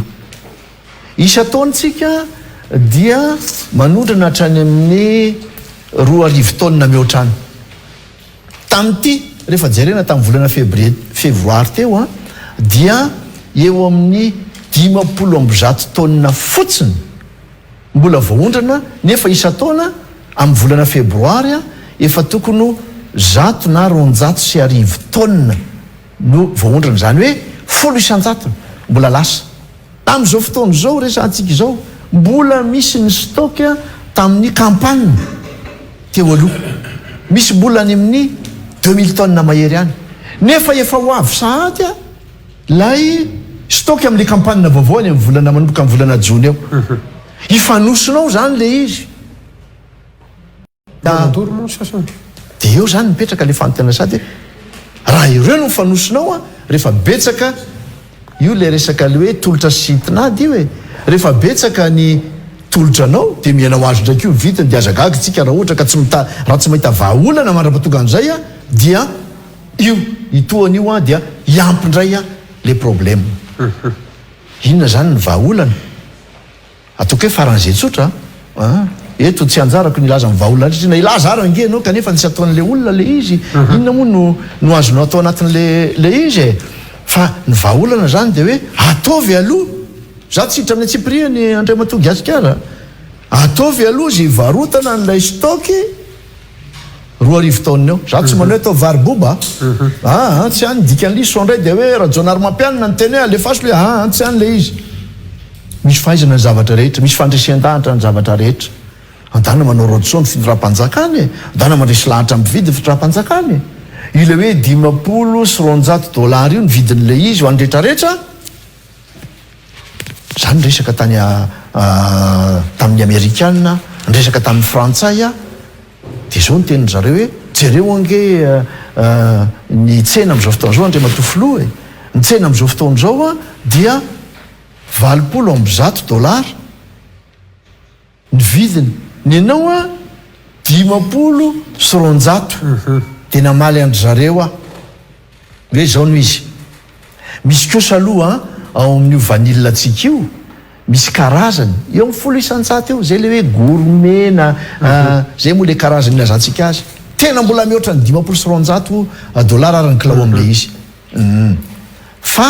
ny akamarony kosa le ty amin'le hoe cuts ny ohatran'izany a dia mety ho latsaky zay dia zay zao a tokony jereny fitondram-panjakana ohatra nefa nijery an'izay ihany izy nefa ohatra mbola tsy mandrosy ihany le raharaha dikan'izany misy olana hafa zany ao ambadiky le izy ao tokony ho jerena zany zay akaiky tokony ifampiresaka amin'ny eto tokony ifampiresaka amin'ny any velany tokony andresy lahatra ny any velany satria azadiny fa tsy resaka vidin-javatra fotsiny fa le any velany miaya ny amerikanina zao dia milaza mihitsy hoe vahoana moa ty zavatra ty fa maninona no apetraka reo hoe 50 sy 200 nefa nitsena latsaky zay dia raha ny olona zany a zay te hanondrana zany dia tsy maintsy mivarotra 50 sy 200 dia voateranao osoka zany izy raha sanatry ny vava sao dia misy famitsim-bola ao an-damosiny zany za tsy hiditra amin'ny atsipriany amin'ilay izy zany fa lasa mipetraka le aya amin'ny any velany zao raha mijeryntsika ny hoe ny ougandais zay manao lavanilina koa dia any azy amidiny 100 dollara za tsy manao ataovy an'izay le izy oa fa io a arakaraky ny fahaizanao a miadevitra mandeha sy lahatra sy ohatran'izany ny adevitra zay apetraky ny mpamokatra zao dia hoe fa iny ty 4 dollara ty zay mena le CNV zany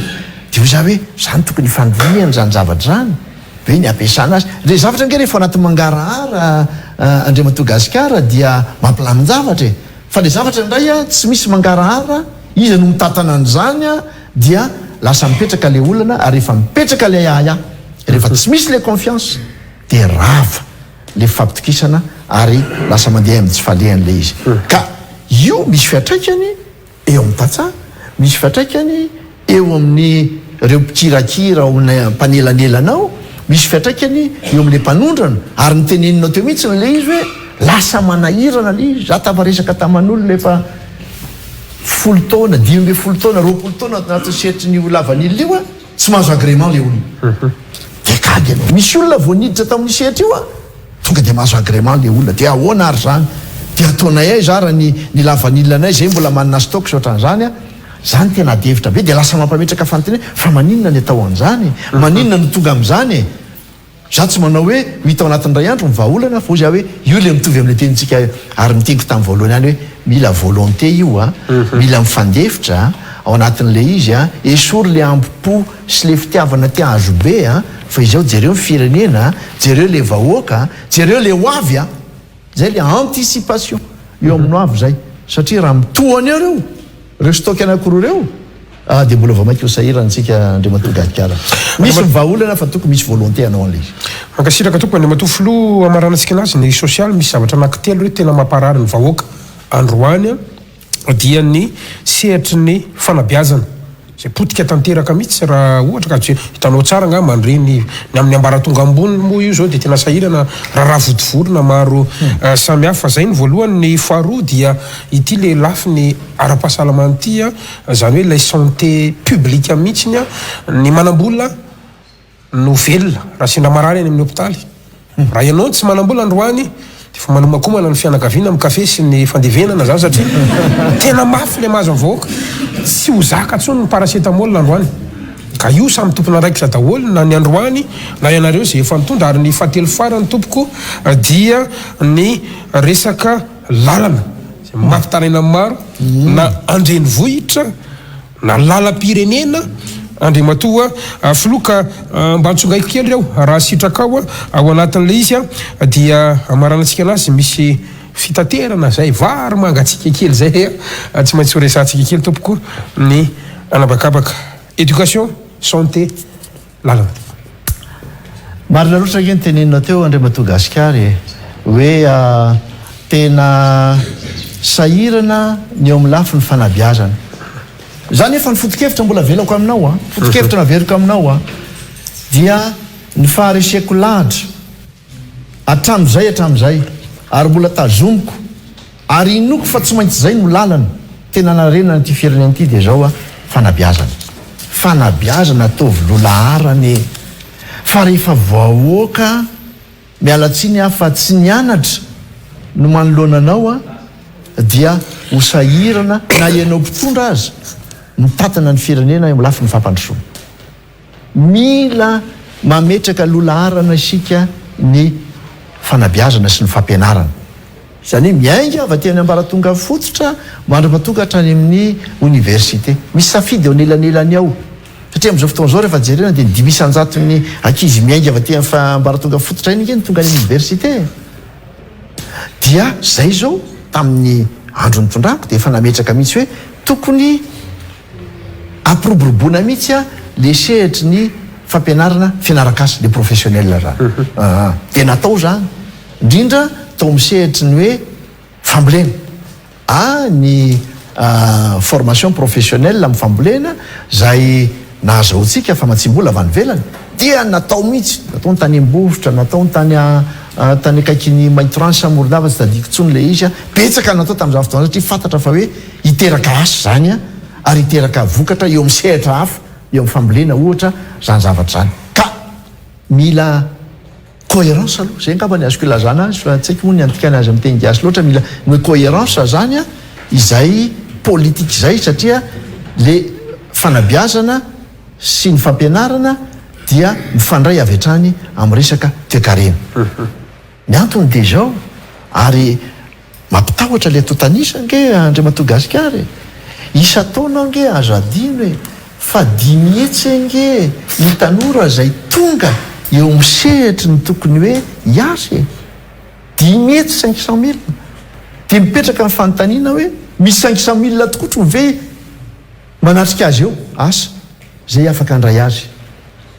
te milaza aminao ary malahelo milaza an'izany fa tsy misy le izy nidikan'izany de hoe mila amboarina mihitsy io tamin'izany fotoana zany natonga ny hoe nitsiriny hevitra maro samihafa le hoe kalitao amin'ny fampianarana aloha mila atao ireny na tonga an'lay hoe napiditra lay fantatry ny olona tsy amerinandro zany ahako hoe le hoe frame maraialy isataona synsisy na tsaraina ny fanomanana andreo sy ny fanofanana andreo fa izy ka tsy hoe nampidirina fotsiny mpiasa-panjakany fa nomena fahafahana izy ireo a azahoana miofany tao nisy mena tablety dia taranjarony tena nanofananan'izy ireo a dia ny matematika sy ny teny frantsay dia nampiana tamin'izany izy fa tsy mijanona fotsiny hoe eo nareo dia zay le izy zany dia namboarina ireo trano fianarana na lakilasy a misy hatrany amin'ny 5,000 mahery nge natao tamin'izany fotoan'izany ny olona angambany dia araky ny teniny nareo foana hoe ka nareo nge tsy ampy communication raha jonary mampiany ny fangara nanao communication anao dia nanova ny zavatra nataonao na tsy nataonao le izy fa za aloha dia milazaona io manao manara-penitra koa izy EPP manara-penitra CG lycée université manara-penitra zaho a tsy resaka ny nataondry zareo fa ny nataoko ny fantatro aloha dia ozy aho hoe fantatro fa nety le natao tsika nge raha miteny an'izany tsy hoe dia anoratena fotsiny tao voatangy eto fa hita le fitrakan'le izy azadiny fa rehefa tonga teo ohatra tamin'ny taona 720 dia nisy hatrany amin'ny ray tapitrisa 1 million no isan'ny ankizy niala tandakilasy taorina ny tetezamita azadino 1 million dia nameriny zahay nameriny tsika enetsy ny tafaverina 600,000 tsy mora namerina an'izany satria nakaiza le hafa tsy te hianatra tsony tsy nanambola tsony sy ny sisa dia enetsy fa inona nefa n'le antsona hoe mesure d'accompagnement raisina dia tsy maintsy nametraka le cantine isan'andro andre Madagasikara dia enetsy ny ankizy zay misakafo any ampianarana tamin'ireny fotoan'ireny engany mbola isy zany ary mbola eotran'izany zany nitanjona ngefa tsisy hoe reo nanao reo tsy nanao nitanjotsika zany dia nahatsarana zavatra foana ao anatin'le izy ka ozy hoe mila politika matotra zany ny eo misehatra io fanatsarana ny kalitao ary fanaparitana ihany koa zany le hoe mba manana ny anjara masoandrony daholy ny vahoaka malagasy eo misehatra ny fampianarana ary tena fametrahana mihitsy hoe programa matotra fa lizy mametraka ny sasany dia hovanandray iny mametraka ny PSE dia hovanandray iny tsy dia mety amin'ny sasany loatra dia atao le zavatra zany ka zay mahatonga manao hoe raha amin'io lafin'io angambany tsy gagitsika raha ohatra ka mitrotra rehefa hitatsika ny eny amin'ny université rehefa hitatsika ny amin'ny sehatry ny fampianarana maro samihafa dia hitatsika hoe mitrotra le mpianatra mitrotra ny ray aman-dreny mitrotra ny olona rehetrarehetra satria misy olana ao ka izao aleo tsy hoditsy hita le olana satria rehefa olana io no mitambatambatra ka mipoka indrindra ao misehatra ny fampianarana dia manahirana io zavatra io misehatra ny fahasalamana ny anay moa ny foto-kevitra natao amin'ny fampianarana natao amin'ny fahasalamana dia le hoe politika manakaiky ny vahoaka na ny fampianarana na ny fahasalamana zay le hoe proximité zany ngeza be io ary tsy ilaza miara-mahita raha ilaza hoe tsy dia tena fanaovana loatra le hôpitaly ngeza be no natao tanjona fa hoe aleo manao modelina fitsaboana kelikely nefa dia ary fitaovana misy any amin'ny 30 tany ange ny hôpitaly napetraka zay nisy toeram-pandidiny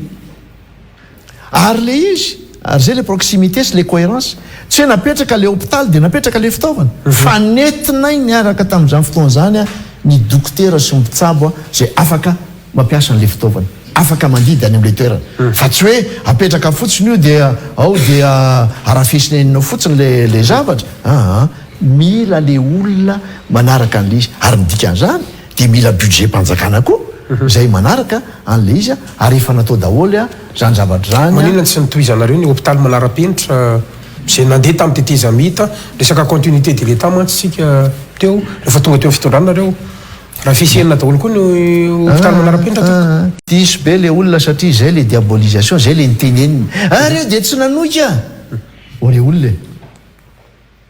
any amin'ny 200 mahery ny CSB zay mikatona tamin'ny tetezamita zay nisokafatsika de tsika ve de teny hoe ka satria tamin'ny andro ravalomana an'ireo de avelana eo continuité de l'état toizo le izy raha iteny ianao am'le hôpitaly manara-penitra Diego fotsiny no raisoka aminao nanana problema be mihitsy ny Diego eo amin'ny sehatry ny angovo zay nampidirina ny transformateur atao mijerama de mipoka rehefa mandeha ny scanner dia maty daholo ny jiro sy ny fitaovana hafa rehetrarehetra tonga tany mihitsy nametraka an'le izy hoe io ny le groupe kosa mba nataoko hoe manara-penitra napetraka tsara mihitsy le groupe de napetraka ile izy tsy nisy tsony ohatran'izany fa afaka miasa daholo le izy ka raha ilaza ianao hoe tsy nijery an'izany zay laingy zany nanao zay fa mety nisy priorité hafa koa mifanila am'izay zay natao namboarina daholo reo hôpitaly lehibe rehetra zay efa nisy nateto Antananarivo na tany amin'ny province reo nanorina hôpitaly ngeza be le onosiala miaraka tamin-drareo sinoa tamin'izany fotoandrany de araka le teniko taminao hoe namboarina mba hanatratrarana n'le fitsaboana de proximité dia namboarina ny tany amin'ny distrika sy tany amin'ny sehatra maro samihafa any ka zay le niteneniko anao hoe mila jerena zany zavatra izany eo amin'ilay tontolon'ny fahasalamana satria ny fahasalamana nge rehefa miseho ny zavatra ohatrany tamin'ireny covid reny ny tena hitanao hoe ny fahasalamana ny tena voalohany fahazamiady amin'izany na mifampianarana satria na fampianarana raha mijanona rehefa misy ny zavatra miseho ohatran'ireny covid reny ka zay zany mahatonga manao hoe efa nisy politika napetraka atao ny anankiray zao napetraka tamin'izany fotoan'izany de ny couverture de santé universelle le hoe mba hatonga ny rehetra isitraka zavatra mitovy amin'io resaka couverture satria raha araka ny teninao teo lasa manana ihany lasa voatsabo de io zay tsy mety zany de efa nanomboka an'io mbola tadidiko tsara mihitsy tany Vatomandry no lansena an'le izy ary nanaraka ny mpamatsy vola tamin'izany fotoan'izany volana izy any miasa tao anatin'izay couverture zay misy ny fanjakana fa mpamatsy vola de tena saika hitondra be de be mihitsy anapy am'le izy mandra-pahatonga n'lay hoe hozaka ny fanjakana ny tondra an'izy raha aveo mahatonga le autonomie zany dia anaraka ry zareo de misy koa fandraisana anjara ny olona tsirairay avy ka zay no azoko lazaina fa raha hiditra amin'ny antsipriantsika fa nytiako tenenanao fotsiny ange de zao hoe tsy nataona ny tonga lafatra fa zay kosa nametraka le fototra zay raha nitoizana le izy de ho za hoe mety tsy tena nytotongana ohatran'izao ny fandehan-javatra ka io zany dia zahay mpanao politika andeha ataoko hoe zahay ao anatin'izany hoe sy zahay mpanao politika rehetra de mila mieritreritra foana hoe ahoana ny anajanona le ambopokely am'le hoe ary anina nanao an'io ka tsy toizanay ao anatin'le izy miresaka ianao infrastructure sy hoe lalana lalana mba satria tivitra be ny rokady hoe andrareo tsy anareo tsy fantatra tso zay marina ao anatin'le izy moa ny dina hevitra amin'izany andray Madagasikara ny plakinareo tariny sorina tany avaratra na o alevina ara le plakina iny tsy zany problema andrajonary mampianina androany problema andrajonary mampianina androany de hoe le vahoaka ve efa mahatsiaro fa mihatsara ny farim-piainany noho ny nanaovanao fototra-afitrasa anankiray ka na iza nanao an'iny ao anatin'lay fotokevitra le continuité de l'état zay de alao ajainy zay zavatra zay zao ange ny lazaiko anao hoe andray Madagasikara tsy nampiakatra ny voninahitro mihoatra no inona ny lazana hoe zany nanao an'io ary tsy nampietry ny voninahitro ry zareo mpitondra tahaky n'inona ny lazana hoe rajonary mampianina nanao an'io inona moa ny atevitra amin'izany ny fitondram-panjakana de ohatran'izany daholo za mandimby dia zay nidibiasako de toisako laza aminareo azy ao fa ohatra ny resaka hoe porny Tomasina de za kosa aloha no tena nandresy lahatra farany ny japonais de nanao an'le izy fa io nefany efa projet tany aloha tany za tsy laza hoe de tsy vitan'ny hafa vely tsy any le izy tompoko androany le izy zany de hoe tompotsy ny firenena nijerentsika za koa andray Madagasikara de ho leo ianao ianao an'izay ho leo ny io le ilainao an'izay fa ho za hoe le tompotsy ny firenena tompoko ny tsy maintsy atao ambony indrindra fa zay ampipoky kely teo a ka na izaho hoe nitokana an'iny asary teo lazay ny rehetrarehetra teo de oloaviny ery ako rahajonary mampiana tsy any tombotsoko fa rehefa oza hoe rehefa misitraka le olona rehefa misitraka ny vahoaka rehefa mampiakatra ny tombontsoan'ny firenena zay zavatra zay sy ny toekaren'ny firenena de zay nonaovantsika azy ady hevitra be nge am'izao fotoana zao ianao moa miresaka amin'io fa ny ijerino avy ahako hoe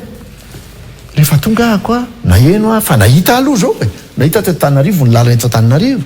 fa rehefa mieritreritra fotsiny aho hoe ny lalana any Antsirana na mandrapatonga any Toliara 2 kilometatra Mahajanga makany Tomasina raha tambatra eo amin'ny 1 kilometatra 3 kilometatra am'izao fotoana zao no manao an'ireny lalany reny eo amin'ny ray tapitrisa $, ny kilometatra 1 million de $. Andeha ataontsika raha hoe so lazain'ny olona indray hoe manabotsy ny rajonary mampianina atao ve atsasany $10 $500,000 ohatrina zany vola tadiavina am'ireo lalan'ireo fotsiny 1,500,000,000 amiarena anazy amin'ny tokony maizy azy 1,500,000,000 na 3 milliards 1,500,000,000 hatramina 3 milliards de $. Tena manamboatra an'ireo ka manamboatra amin'ny entretien après mbola zavatra fa mbola raha tianao eny aloha manaraka miresaka ny fer miresaka ny zao tsika fa anamboarana andreo iverenany amin'ny maizy azy ore olona manana kapasité ve na ny toekarena na ny mpitondra inégocier vola azahoana an'izany any ny fantanitsika manofahitanao azy ve manana zay capacité de négociation amin'ny bailleur zay zao fanjakana zao misy ny accord de crédit maromaro mivoaka manahoana ny décaissement enao ange hoa mandrangitra e fa za milaza aminao andre Madagasikara efa manana ny valiny ianao de aloha tsy valiko satria hitako misoratra amin'ny andronao ny valiny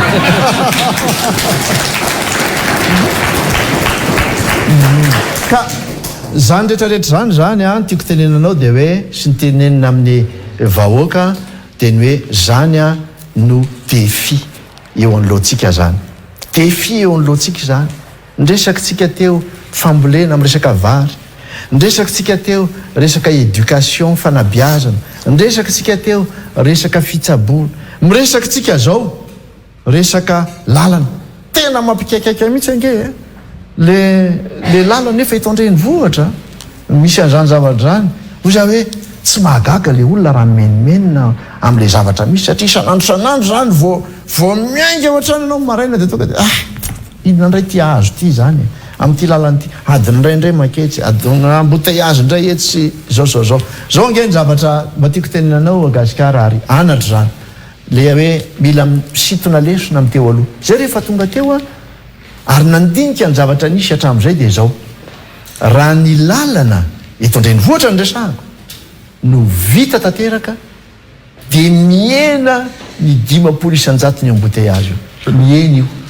milaza aminao an'izany zay efa nanana an'izany hitrakefy zany inona nefa nataonareo ny olona ary zao efa tonga hatrany amin'ny autoroute a mbola tianao resahako ndray io raha sitrakao fa aloha iresaka le lalana eto fitaky le izy de raha tianao de tena mifola satria tsy isan'andro ny azo anao ndre matofilo efa hoadiny telo latsaka kely io fa zay zany ndray zany miaraka amintsika ny mpijery androany a tena raharotina kely fa tena ifonana andre matofilo ka iverenako kely a le lalana teto andreny vohatra io za hoe rehefa mandeha io lalana io a miena ny embouteillage de tokony atao aloha zay vo mitady le solution hafa betsaka ny solution efa nisy nalorosony fitara-panjakana tsy hoetiko eto le adevitra fa manjary tsy vita eto ny resaka tsika rolandro any fa de hoy za hoe any ny tadiavana vahaolana ao anatin'le izy misy zany vahaolana zay tonga am'teny frantsay hoe pragmatique sy réaliste tsy haiko moa ny tena andikana an'izany fa azony rehetra zany hoe tena azo tanterahany zay ary eo ampelantanany tena ny fahazahoana manatanteraka an'izany fa tsy hoe zavatra ny an-danitra ka asiana siro zany fa fametrahana fotsiny ny lahara-pahamehana no zava-dehibe resaka anao hoe autoroute tianao resahana l izy de natao resahako na de tsy te resaka an'izany raha satria makarary fola izy manao ny autoroute zany a efa 3 telo taona zahay no nanao fanadiadiana rehetra anao an'io autoroute-ny Antananarivo Tomasina io. Tamin'izany fotoana zany a dia efa natsapa hoe ay ve tsy za rery ny voavoalohany nanao an'izy ity e. Fa ny mpitondra tany aloha natany amin'ny andro Ngaratsiraka na Ngara-Balimanga nge efa nanao an'io e. Noho izany dia tsy afaka ilaza raha John Armampianina hoe zahako ny voalohany zay mieritreritra ny zavatra io. Fa ny anjarako kosa dia hoe satria heverina fa vahaolana io sady ampandrosoana amin'ny firenena no hanatsarana zavatra dia andao ataon'izy telo taona no nadiady an'io. Efa amina $1,000,000 ny vola laniny nanaovana ny étude an'io. Fa tsy hoe raha pitso maraina dia hoe tiako andalo atsy andekaleko io dia mandalo any. Nisy safidy tsy maintsy natao tao. Tao anatin'io zany dia misy ny hoe 5,7 kilometatra. Nisy ny 5,5 kilometatra. Nisy ny 5,3 kilometatra. Zay ny safidiko zay hoe raha anao tsika dia io natao. Ny autoroute zany a tsisy volam-panjakana avy tatsika an'izany. Zany aloha dia alao hazava. Amin'izao fotoana zao nge manao ny autoroute amin'ny ankapobeny no ilazako atsika an'izany a dia folo tapitrisa $1 ny kilometatra, $10 millions ny kilometatra. Raha farafahakely no izy raha ohatra ka tena hoe plat daholo ny lalana rehetra, tsisy rano, tsisy tendrombohitra, tsisy ninona dia any amin'ny $5 millions. Raha kely indrindra fa moyenne zay ary mety ho tonga arala izy hatrany amin'ny 5 na 7 tapitrisa raha ohatra ka misy tetezana, raha misy tunnel sy ny sisa. Ny eto amintsika zany rehefa nijery zay farafahakely any amin'ny $10 millions any le. Dia ampitomboy ange zay amin'ny hoe andao raisitsika hoe 250 kilometra le $2,500,000 zany. Ary raha ohatra ka ataonao am'le hoe 5 millions fa satria zany tsisy rano mihitsy am'le lehatsika e, tsisy tendrombohitra mihitsy e, mahitsy be tsy ohatran'izany e. Dia ataovy am'le 5 millions le izy dia mbola any amin'ny 1,200,000,000 na 1,300,000,000. Fitondram-pahatsakana ve manana zany vola zany? Naiza eran'izao tontolo zao any amin'ny tany mandroso dia ny akamaroany ireny autoroute ireny dia ny privé ny manao azy. Zany concession le plaza azy. Dia avy eo misy le antsoina hoe sarany alohan'ny olona amin'ny alalan'le hoe péage zany. Iny zany no alohan'ny olona dia iny ny entina antoavana merenana an'le izy. Fa tsisy mihitsy hoe fitondram-panjakana ka izy indrindra fitondram-panjakana any amin'ny tany ohatrantsika zao dia hoe izy no andohan'io andray tanana an'io. Dia raha pisy dia fahita le fitondram-panjakana raha anao an'izay izy. Za zao gaga be mahita an'le izy hoe avy any amin'ny RPI no andoavana an'le izy zany hoe volam-panjakana. Ohatra tena saaloha fitondram-panjakana iderana azy le fahasahiny fa le hoe ho tratra ve le tanjona avy tanan'le izy. Hoe 20 kilometra ny atao zao nge ny tena olana Andriamatoa Gasikara ho ataonao 20 kilometra na 80 kilometra ohatran'izany. Fa le 570 sy 300 etsy an-daniny etsy efa potika isan'andro isan'andro. Ny fiara mivadika tsy afaka tsony, ny avizanan'ny olona, fitarainan'ny olona, ary ndrisika hoe raha sanatry tapaka le lalana dia tsy akatra tsony na ny vokatra na ny sakafo na ny olona dia olana ngeza be zavatra io. Ga zay zany le priorité. Za tsy kritika aho fa mametraka fotsiny hoe izy amin'ny priorité ao anatin'ireo zavatra ireo satria iverika fa zavatra ngeza be le izy dia za hoe mametraka gamba mety tsy ampy le transparence efa tena tsara be le hevitry zareo tsy mampanininy zany fa tsy ampy gamba le transparence hoe ahoana moa ny amatsiana an'le vola io ohatrany tsy nahenao hoe nandalo tao amin'ny assemblée nationale misy projet satria ny olona ve zany dia tonga dia misy privé zany dia anao io fotsiny ao tsisy garantie de l'état le vola ataony sy ny sisa mba lazaonay zany mba lazaon'ny olona rehetrarehetra zany fa mba andeha ho antsika tady an'izany vola zany fa ohatrany tomoramora ny azona vola raha ohatran'izany fa za milaza aminao fa mety tsy araka zany fa zay lilantsika le hoe mangarahara hoe mba meo zay dia rehefa azotsika le izy Andriamatoa Gasikara ao anatin'izay mangarahara zay hoe zao izy dia amin'izay apetrao amiko le fanontaniana dia afaka tena mamaly anao ka ametraka fanontaniananao amin'izay mangarahara zay mihitsy ny satria ny mpamatsy vola iraisam-pirenena ihany koa dia nangataka mangarahara tamin'ny ravinala airpotra zay nanimba anareo sy ny fitondrana zay nytantananao Andriamatoa Filoha ialako tsiny indrindra aloha fa izy aloha zao raha mijetrika zao zao dia sady tara hery taona le izy ny fanambarana voaray aty Madagasikara dia hoe nisy coalition zany entrana autorité sasany tamin'ny nandray ny investisseur tao anatin'le izy dia kolasy sanctionné ihany koa satria tsy nanao rapport tsy fantatro inona ny fanazavana hoentinareo satria nisy kolokolo avolenta tao anatin'ity zavatra ranonambarany fitondrana androany makasika ny tompo. Ka zay nge le solomaso e zay le ataoko hoe valy miara politika nyteneniny hoe rehefa nita le aéroport tsara tare izy dia hoe nisy kolokolo avolenta tao fa nga zany rehefa mahita zavatra tsara ataon'ny olona nga ianao dia tsy maintsy misy kolokolo foana ao anatin'le izy fa tamin'izany fotoana zany ary eo nisy réconsainy olona tamin'izany fotoana zany araka nyteneniko anao tao dia zao tonga ako tamin'ny volana janoary 2014 dia firenena voasazy Madagasikara voasazy araboly tsisy mame volanao zany fa ny anjara adidiko dia zao nandresy lahatra ny rehetrarehetra hoe fanambo vaovao nataoko amin'ny vahoaka malagasy apio aza zay nataon'ny taloha tany mijerenareo fa zao aloha fanambonay dia atao dia nitady lalakevitra vaovao ary ny lalakevitra hitako tamin'le izy satria tsy nisy le famatsim-bola mahazatra dia le hoe PPP partenariat public privé dia nanampy tao daholo laza aminao amin'ny banque mondiale ny firenena samihafa ny frantsay tao anatin'le izy ny Allemagne tao anatin'le izy tamin'ny alalan'ny zareo tao Afrika Atsimo banque-ny Afrika Atsimo dia ny sampan'ny banque mondiale le hoe SFI ny tena nanao tao inona nataran'izy hery-taona satria tsy nanaiky mihitsy reo banque mondiale reo fa dia hoe andao ara tena atao mihitsy ny fitsiriany raha sanatry ny vava misy ny kolikoly ny antony dia zao vo nandeha le zavatra nandeha tsy iny raha natadidy anareo dia nisy nandray anjara tamin'ilay saika anaovana anio société frantsay anankiroa angamba dia sinoa tao anatin'le izy orinasa sinoa dia nonjay tsy nahazo le sinoa dia hoe nisy kolikoly tao dia zay no natonga ny banque mondiale nandray fepetra hoe ataovy ny fanadiadiana zay nataran'izy hery-taona rehefa natao ny fanadiadiana tsy nisy ninina gaga koa satria namatsy vola zareo zareo namatsy vola gaga ta teoriana hoe nisy andro zao itsy ny resaka corruption ny fanjakana no nresaka an'izany ny olona sasany fa raha mamaky ianao indrindra ny amin'ny teny anglisy eo koa mila jerena tsara le izy fandraindray le fandikanan'le izy samihafa fa miteny anglisy dia milaza le teny atao hoe nisy collusion zany hoe nisy fifandraisana nanahirana tao anatin'le izy dia tao koa le kolasy tsy nanao rapportn'le izy any amin'izay tokony naovana an'le izy dia lasa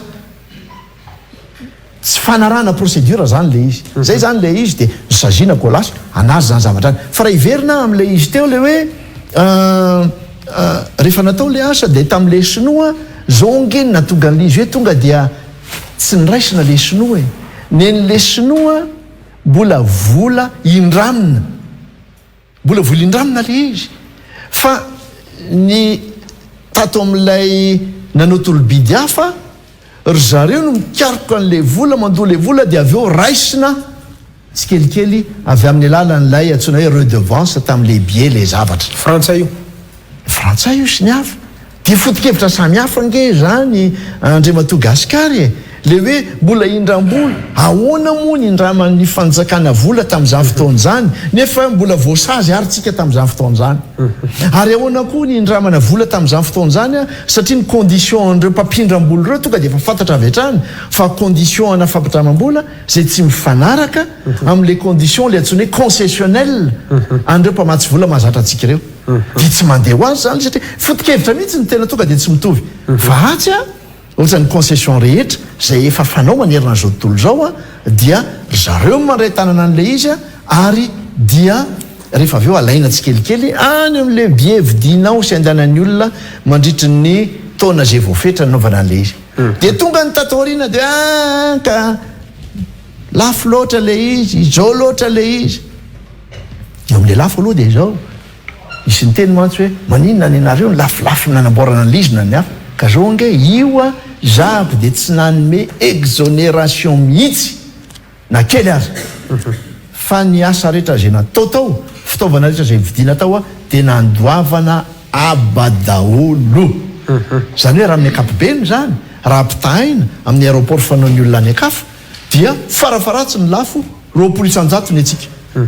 de gaga ny olona rehefa mahita an'le isa hoe oe atota isa talafo be le izy de azadino a fa nisy tsy latsaka ny tany amin'ny 70 tapitrisa dolara ny volaniditra tao amin'ny kitapo-mbola-panjakany noho izany etra sy anarehetra zany ka rehefa vita le izy a tombotsoan'iza le izy am'izao fotoan'izao hoe tombotsoan'iza le izy am'izao fotoan'izao endrikan'iza ny tsara am'izao fotoan'izao rehefa vita aloha izy de rehefa mba sambany ianao nanitsaka an'le izy de tsy tafiditra fa sakanany gendarme zay aloha ny azotsika tantarana raha kely mialatsiny enao aloha de mahay mampiresaka mihitsy any matoa gasikara fa za de zao fiverenanao nanitsaka anazy satria nanitsaka an'le izy a mbola tany am'le seranam-piaramanidina teo aloha mantsy fa zao hoe rehefa nanitsaka an'le izy kosa aloha de tena inona ny lazana azy e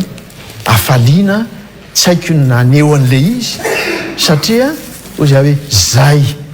zay a ty Madagasikara ty vao mba nitovy am'lay any amin'ny firenena samihafa milaza aminao fa tam'zako na tam'za ministra zany na mbola tsy ministra kory ara fa tamin'ny asako teo aloha vezivezy manerina zao tontolo zao a indrindra moa tam'le nafiloam-pirenena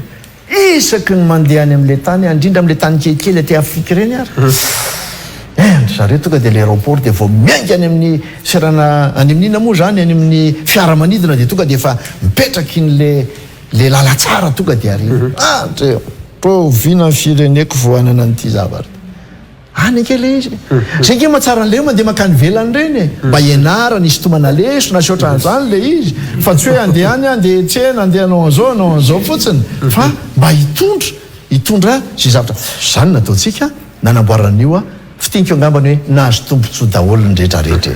ary adalana foana ny ilaza hoe zao izao ary azadino andray Madagasikara tsy orery natao a fa anakiroa ary zay no adin'le olona le mijery le atotanisa mividy anakiroa ny natao a dia Ivato a sy Nosy-be ary raha ny sarany nanamboarana azy a ny tany Nosy-be a dia eo amin'ny 100 volalany rehetra ny lany tany Nosy-be a ary mahazo mijery ny any Nosy-be fa de tena mba raitra koa zany makasiraka Andriamatoa filoha efa oratelotsika ity mifantaniana farany satria tsy maintsy ataoko farany le izy a rehefa ndray anao a de miverina nijery ny fampelezakevitra ao Andriamatoa filoha tamin'ny 24 fa tsy haiko engy any anao mba handiso anahy raha diso a ifonako re tompoko amin'ny mampanao gazety fa tsy nahita an'Andriamatoa rajona mampianana ery ny resaka décentralisation mihitsy tao anatin'ny fampelezakevitra ao androany tsika efa ataontsika hoe karazana pré-campagne ihany na tiana aloha na tsy tiana zava-misy tsy fantatro fa na tiana na tsy tiana aloha de zay ny azo andikanana azy a ajo andriana anarivelo zao hitako miresaka décentralisation sy tendandriana sonaiky zao mitady décentralisation raha valomanana marika zao miresaka an'izany ihany koa ndalam-pandrenana mazava azy efa miteny anio a asa any anao mba manahoana ny hevitra ao mity resaka décentralisation ty tompoko ny mahadiso an'ny olona de nandritra ny 7 taona zay miteny de miresaka foana le hoe décentralisation effective misy ara tena milaza aminao ampatsorana fa tsy azony akory ny dikany hoe décentralisation effective fa teneniny any le izy satria zay nefa lamody am'le izy tsika tsy mba manaraka lamodimody zany fotsiny e anatin'le izy e fa ny adin'le olona rehefa niresaka décentralisation ako a de ny lako mihitsy zay le hoe décentralisation effective na décentralisation administrative zay na décentralisation budgétaire zay fotsiny hoe le vola ty amin'ny fitorana foibe de zarazarao alefany amin'ny faritra tsy zay lizy fa niresahako a décentralisation économique zany hoe ampandrosoina any amin'ny faritra io le ZES zany anisan'ny reny ampandrosoina any amin'ny faritra trandrahana zay arena rehetra any andao anorina industrie any dia hiteraka asa any hiteraka vokatrany a dia mitombo ny ara-toekarena any a dia zay aloha no anisan'ny voalohany ampandrosan'ny faritra satria ny décentralisation tena izy dia tokony ho tonga any amin'le hoe autonomie an'lay vondrom-bahoaka zay tsy njarana n'le fahefana fa tsy fahefana ara-politika fotsiny io na administrativa fotsiny io la le budget ty fotsiny zaraina fa izy a tokony hanana autonomie mihitsiny de efa nanomboka tsika tamin'izao fotoana zany ka mena boky be ohatran'izany mihitsy nisaky ny commune hoe nampianarina hoe reto ange ny etra misy any aminareo ahoana fomba hitrandrahana andreo a arak' le azo atao tsy vita moramora zany zavatra zany a mila fanifanana zany mila fotoana zany zavatra zany to anatin'le izy ka ny azy zany de hoe mitantsika dia ny tena décentralisation une vraie za tsy lazo effective fa une vraie décentralisation zany hoe le tena izy zany a hitondra any am'ilay fahaleovatena ara-toekarena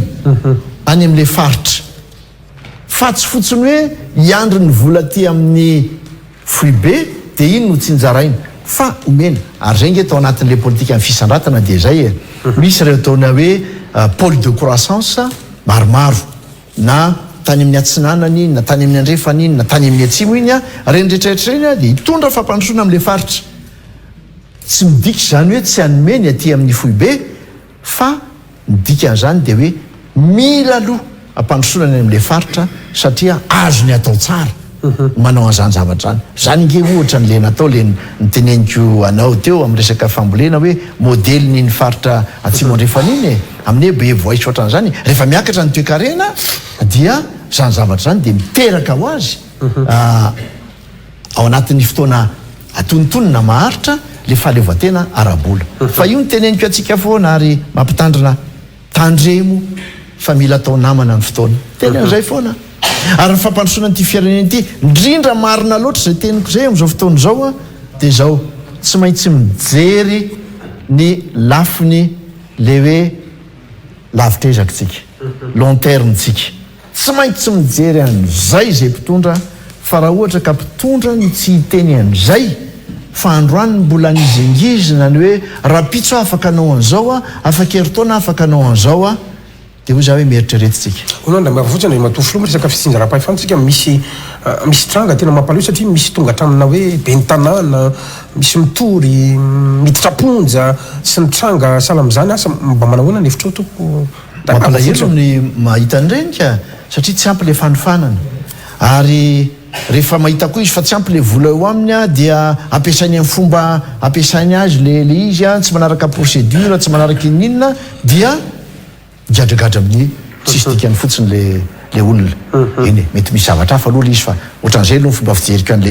izy zany dikan'izany de zao mila encadrement daholo nge ny zavatra rehetrarehetra tsisy hoe tonga de teraka teo de mera koa nge de nay zavatra rehetrarehetra izy fa mila fanohanana azy a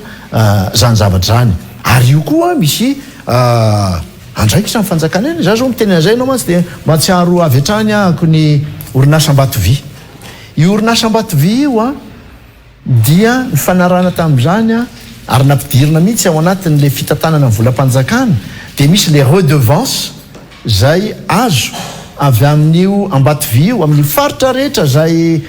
esahany iny sy andalovanyilay le fantsina be iny a dia misy vola tamberina vola ave tamberim-bola angamba ny lazantsika azy a zay miverina any amin'ny commune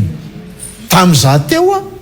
nisy commune nazo amina miliara mihitsy a de arahany izy hoe ahoana ny ampiasanao an'io fa hitatoriana le izy a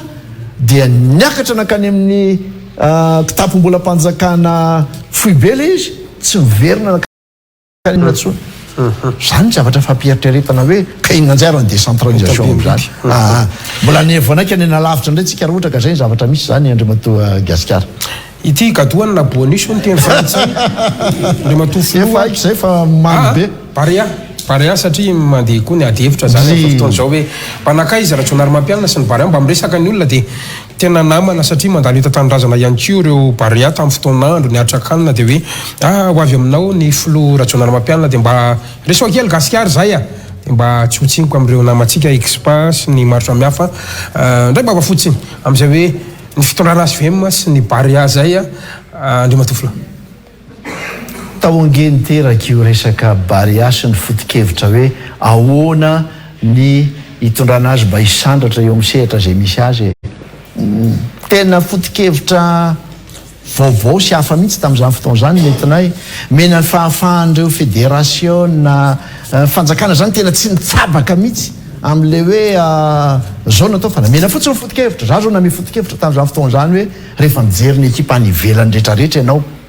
maninona misy foana nyreny hoe expat reny de zany anao hoe fa maninontsika ny tsy mba manao an'izany koa so de mba mahatsara zavatra zany manao ny any Sénégal any Côte d'Ivoire ny Ghana manao an'izany daholo ny olona zaka zany ny tokony ataontsika de tadiavana ny hevitra rehetrarehetra de nandeha le izy tsy nitsabaka zay fa nanampy nanoro hevitra nanetana ny rehetra ifanampy ao anatin'ny lizy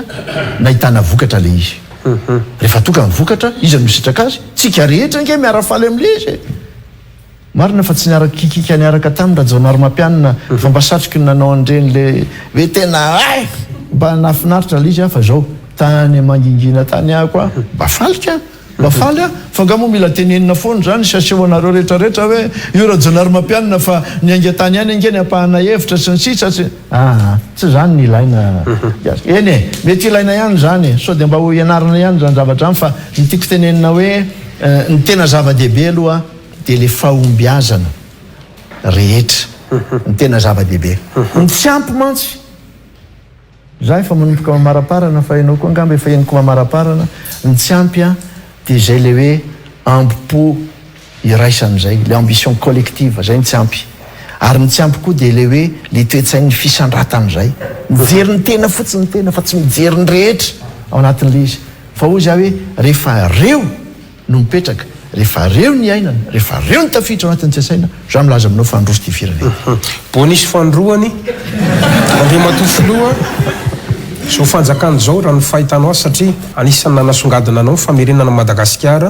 ho amin'ny sehatra iraisam-pirenena raha ny fahitanao azy manana zay ataontsika hoe fahaiza-manao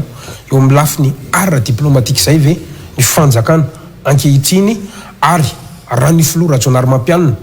eny tsy maninona fa na ny ASVM aza manameloka andro isivy ao anatin'ny ady ifanandrana amin'ny Ukraine tompoka zay ny farany tompoka teny famarana na orenan'izay nareo ngena hita ho azy tsika ho eto tsy amerina ny tantara fa ny tantara nge tsy azo kosehany na misy nitady kiosoka ny tantara sy anafoana andro zany ary na misy nitady kiosoka ny tantara ny rajaonary mampianina aza ny tantara mipetraka foana tsika nanao andreny hoe sommet en francophonie teto Madagascar reny tsika nitatana ny Comeza de nanao ny sommet en Comeza teto Madagascar tamin'ny taona 1912 reny efa taritra sady ny fiverenatsika teo amin'ny sehatra ny raisam-pirenena ka namary toerana tsika satria nke zao hoe raha vao tsy mary toerana tsika eo amin'ny sehatra raisam-pirenena tsy asitona mihitsy tsika na mpampiasa vola na bailleur de fonds io na ny investisseur makaty amin'ny firenena fa zay zava-dehibe nefa de mifandray zay amin'le stabilité atao anatin'ny stabilité politique fa ny azoko lazaina aloha de zao hoe zava-dehibe za tsy tsara ho eto fa tokony atao ho zava-dehibe ny mandresy lahatra ny rehetra fa Madagasikara de manana lay souveraineté fa manana volonté koa Madagasikara sady ivelatra amin'ny rehetrarehetra no tafiditra ao anatin'ny politika n'le fivelarana mba atonga ao amin'ny tena hoe fampandrosoana ka raha nametraka ianao teny hoe Ukraine Russie sy ohatran'izany ifanapa-kevitra ny fitorantsika amin'izay position dia miasume an'izany ny fitoram-panjakana za tsy ilaza ny hevitro mahakasika an'izany fa tena manana ny hevitro mihitsy mahakasika an'lizy fa hoy za hoe io aloha ny efa safidy ny fitoram-panjakana dia anjara fitoram-panjakana zany no mampiseho fa zay safidin'izay de tena mitondra ho any amin'ny tombontsoa amin'ny firenena tapitra ny fotoanatsika Andriamatoa filohan'ny repoblika teo aloha raha tsonanao ampianina ery ifonako aloha ka nitazomboka adony telo na ery kely anao satria fanararoatra izany ataontsika hoe fandraisana na filoham-pirenena indrindra fa filoham-pirenena teo aloha zao amina fandarana salamtombo voninahitra ho an'ny tena ihany koa satria tsy ny mpanao gazety rehetra ny afaka miatrika anao ka izay no ifonako rek nanararoatra kely ao anatin'izany zanaritra anay zany efa mino manana afatra hoan'ny malagasy iray manontolo zay manaraka atsika ho amin'ny ty ality ianao Andriamatoa Filoha Any mitendry voalohany aloha dia takanao ihany koa dia misaotra nareo mamerina sy manamafy ny fisaorana nareo atao amin'ny Real TV misaotra ny rehetra zay nanaraka izao fandarana izao. Misaotra anareo zay manatrika itona nanaraka sy naharitra tamin'izao fandarana zao. Za tsy nahita akory fa tena mandeha be ve ty adiny telo ty rehefa tena jerena le izy za fa zatra mampianatra sy manao conférence adiny roa adiny telo Andriamatoa Gasikara. Io moa everiko fa zava-dehibe loatra ny zavatra nijerentsika teto ary angamba ny afatra zay apetrako dia ny hoe mila renina angana ty firenena ty. Ny dikan'izany dia zao mila finiavana tena mahery vaika mihitsy amin'ny malagasy tsiraray avy anarina zay firenena zay ary ijery tena hoe ampahitsiana tsy ampiandanina fa ampahitsiana hoe io aho sy ny fireneko mifampitazana zay nanao ny ty Gasikarako ty androany inona ny azoko atao amin'ty Gasikarako ty androany fa ny dia hoza hoe mijoroa dia raiso ny andraikitrao amin'izay tandrifianao fa so rehefa niorina rehefa tsy mandray andraikitra araka nyteniko tamin'ny voalohany teo dia anenina hoe adray takizay nandraindraiky andray takizay mba napiko ihany ny foto-kevitra rianina satria hitako oatra ny tomety izany foto-kevitra izany ka tsy misy oatra ny fandraisana andraikitra ao anatin'ny tena hoe tsy fiangarana eo amin'le fomba fijery zay no everiko fa entina ampandrosoana nyty firenena ty ary tena ao anatin'le tena hoe fitiava-tanindrazana satria ny tena tokony ampandeferina indrindra dia le ampo méthodisteur izy io ndraindray fa tena le ampomponiny tsirairay manoloana n'izay adidy manoloana ny firenena zay. Raisiko andraikitra no miteny an'izany na inona ny tena tsy anjelo fa mahafantatra ihany kosa nefa fa ny fotoana ohatran'izao dia fotoana tena manokana lova tsy afaka isika ny tsy hijery zeo zava-misy eto amin'ny firenena ny zavatra manjo reo vahoaka maro anisy reo ny dian'izany dia hoe mila mandroso amin'izay. Ny farany tena farany angambany dia tsy everiko fa tsy ho lalovantsika fotsiny ny fotoana zay manomboka amin'ny herinandro zay fotoanan'ny Pasika indrindra ho an'ny kristianina ny islamo raha tsy diso dia mbola ao anatin'ny fanaovana Ramadan dia sady miaraba ny islamo aloha zany no mirary ihany koa tahaka ny kristianina fa zao fotoana lalovantsika izao dia fotoana mba iarahantsika mijery zay fifankatiavana zay satria zay keny zava-dehibe fifankatiavana fifandeferana zavatra ngezabe zay ary mahatsiaro fa ny fisitsika dia tsy no fisitsika samitsika ihany fa misy fitahin'Andriamanitra ao ary ny fatahorana azy no tena voalohan'ilay fahendrena ka dia ao anatin'izao fotoana andalovantsika ny Paka na ny Pasika izao dia mirary tena hoe fandriam-pahalemana ho an'ny tsiraray ary indrindraindrindra mirary fandraisena satria ho an'ny kristianina dia fandraisena ny Pasika ka dia misaotra betsaka Andriamatoa Gasikara ary dia nafaly mihitsy no niara-ny tafa taminao tamin'ity androany ity fa dia engany io manetsa be mbola ho avy mankasitraka indrindra Andriamatoa Filoha ary maniry koa mbola afatsika miresaka amin'ny fotoana mamety azo mitsika atyaka mafy ny republika teo aloha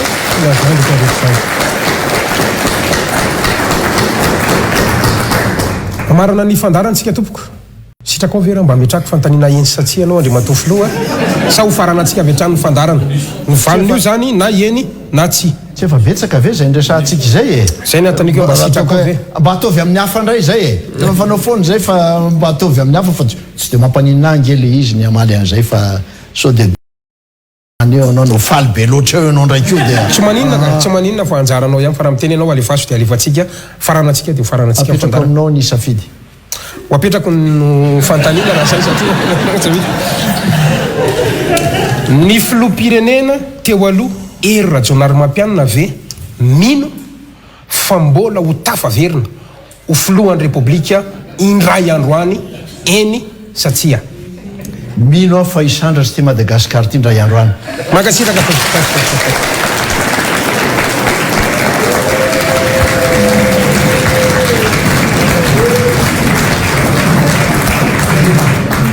makasitraka manokana andriamatoa filoha nanekenao mifanasana teto amin'ny Real TV Madagasikara tamin'ity alina ity ankasana manokana isika mpikambana eto anivon'ny antoko HVM isika foibe sy any amin'ny faritra isaorana isika mpanao politika maro samihafa amina vondrona politika maro samihafa nanotrona an'izao fandarana zao tato anaty efitrano isaorana manokana ianao tany atokantrano niara-ny aritory taminay amin'izao alina izao ary tena ankasitrana manokana ianao andriamatoa filoha ao anatin'izany rehetrarehetra izany ny fandarana dia mametraka ny veloma mandrapitafa ho an'ny manaraka indray raha sitraka ao andriamatoa filoha ity mba misy hira kely surprise no many Real TV Madagasikara ho anao amarana antsika amin'ny fandarana ity aka mafy be tsika mandrapitafa tofilasy ka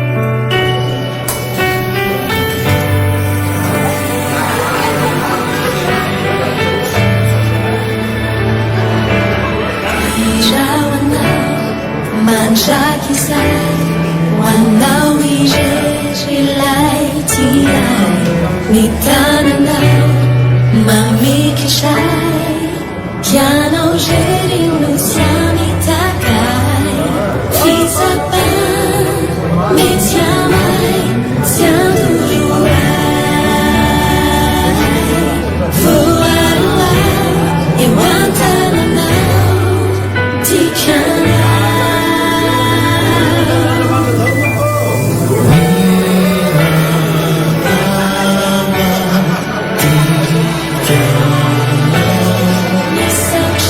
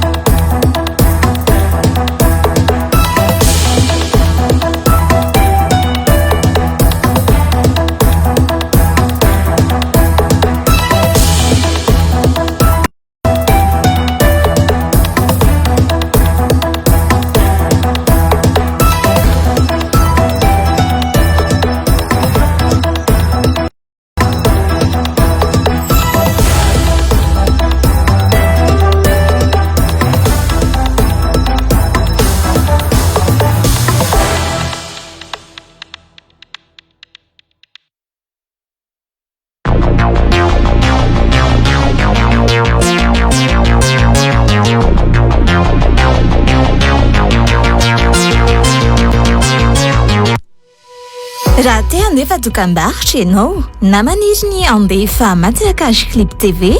Matsirakazy Radio na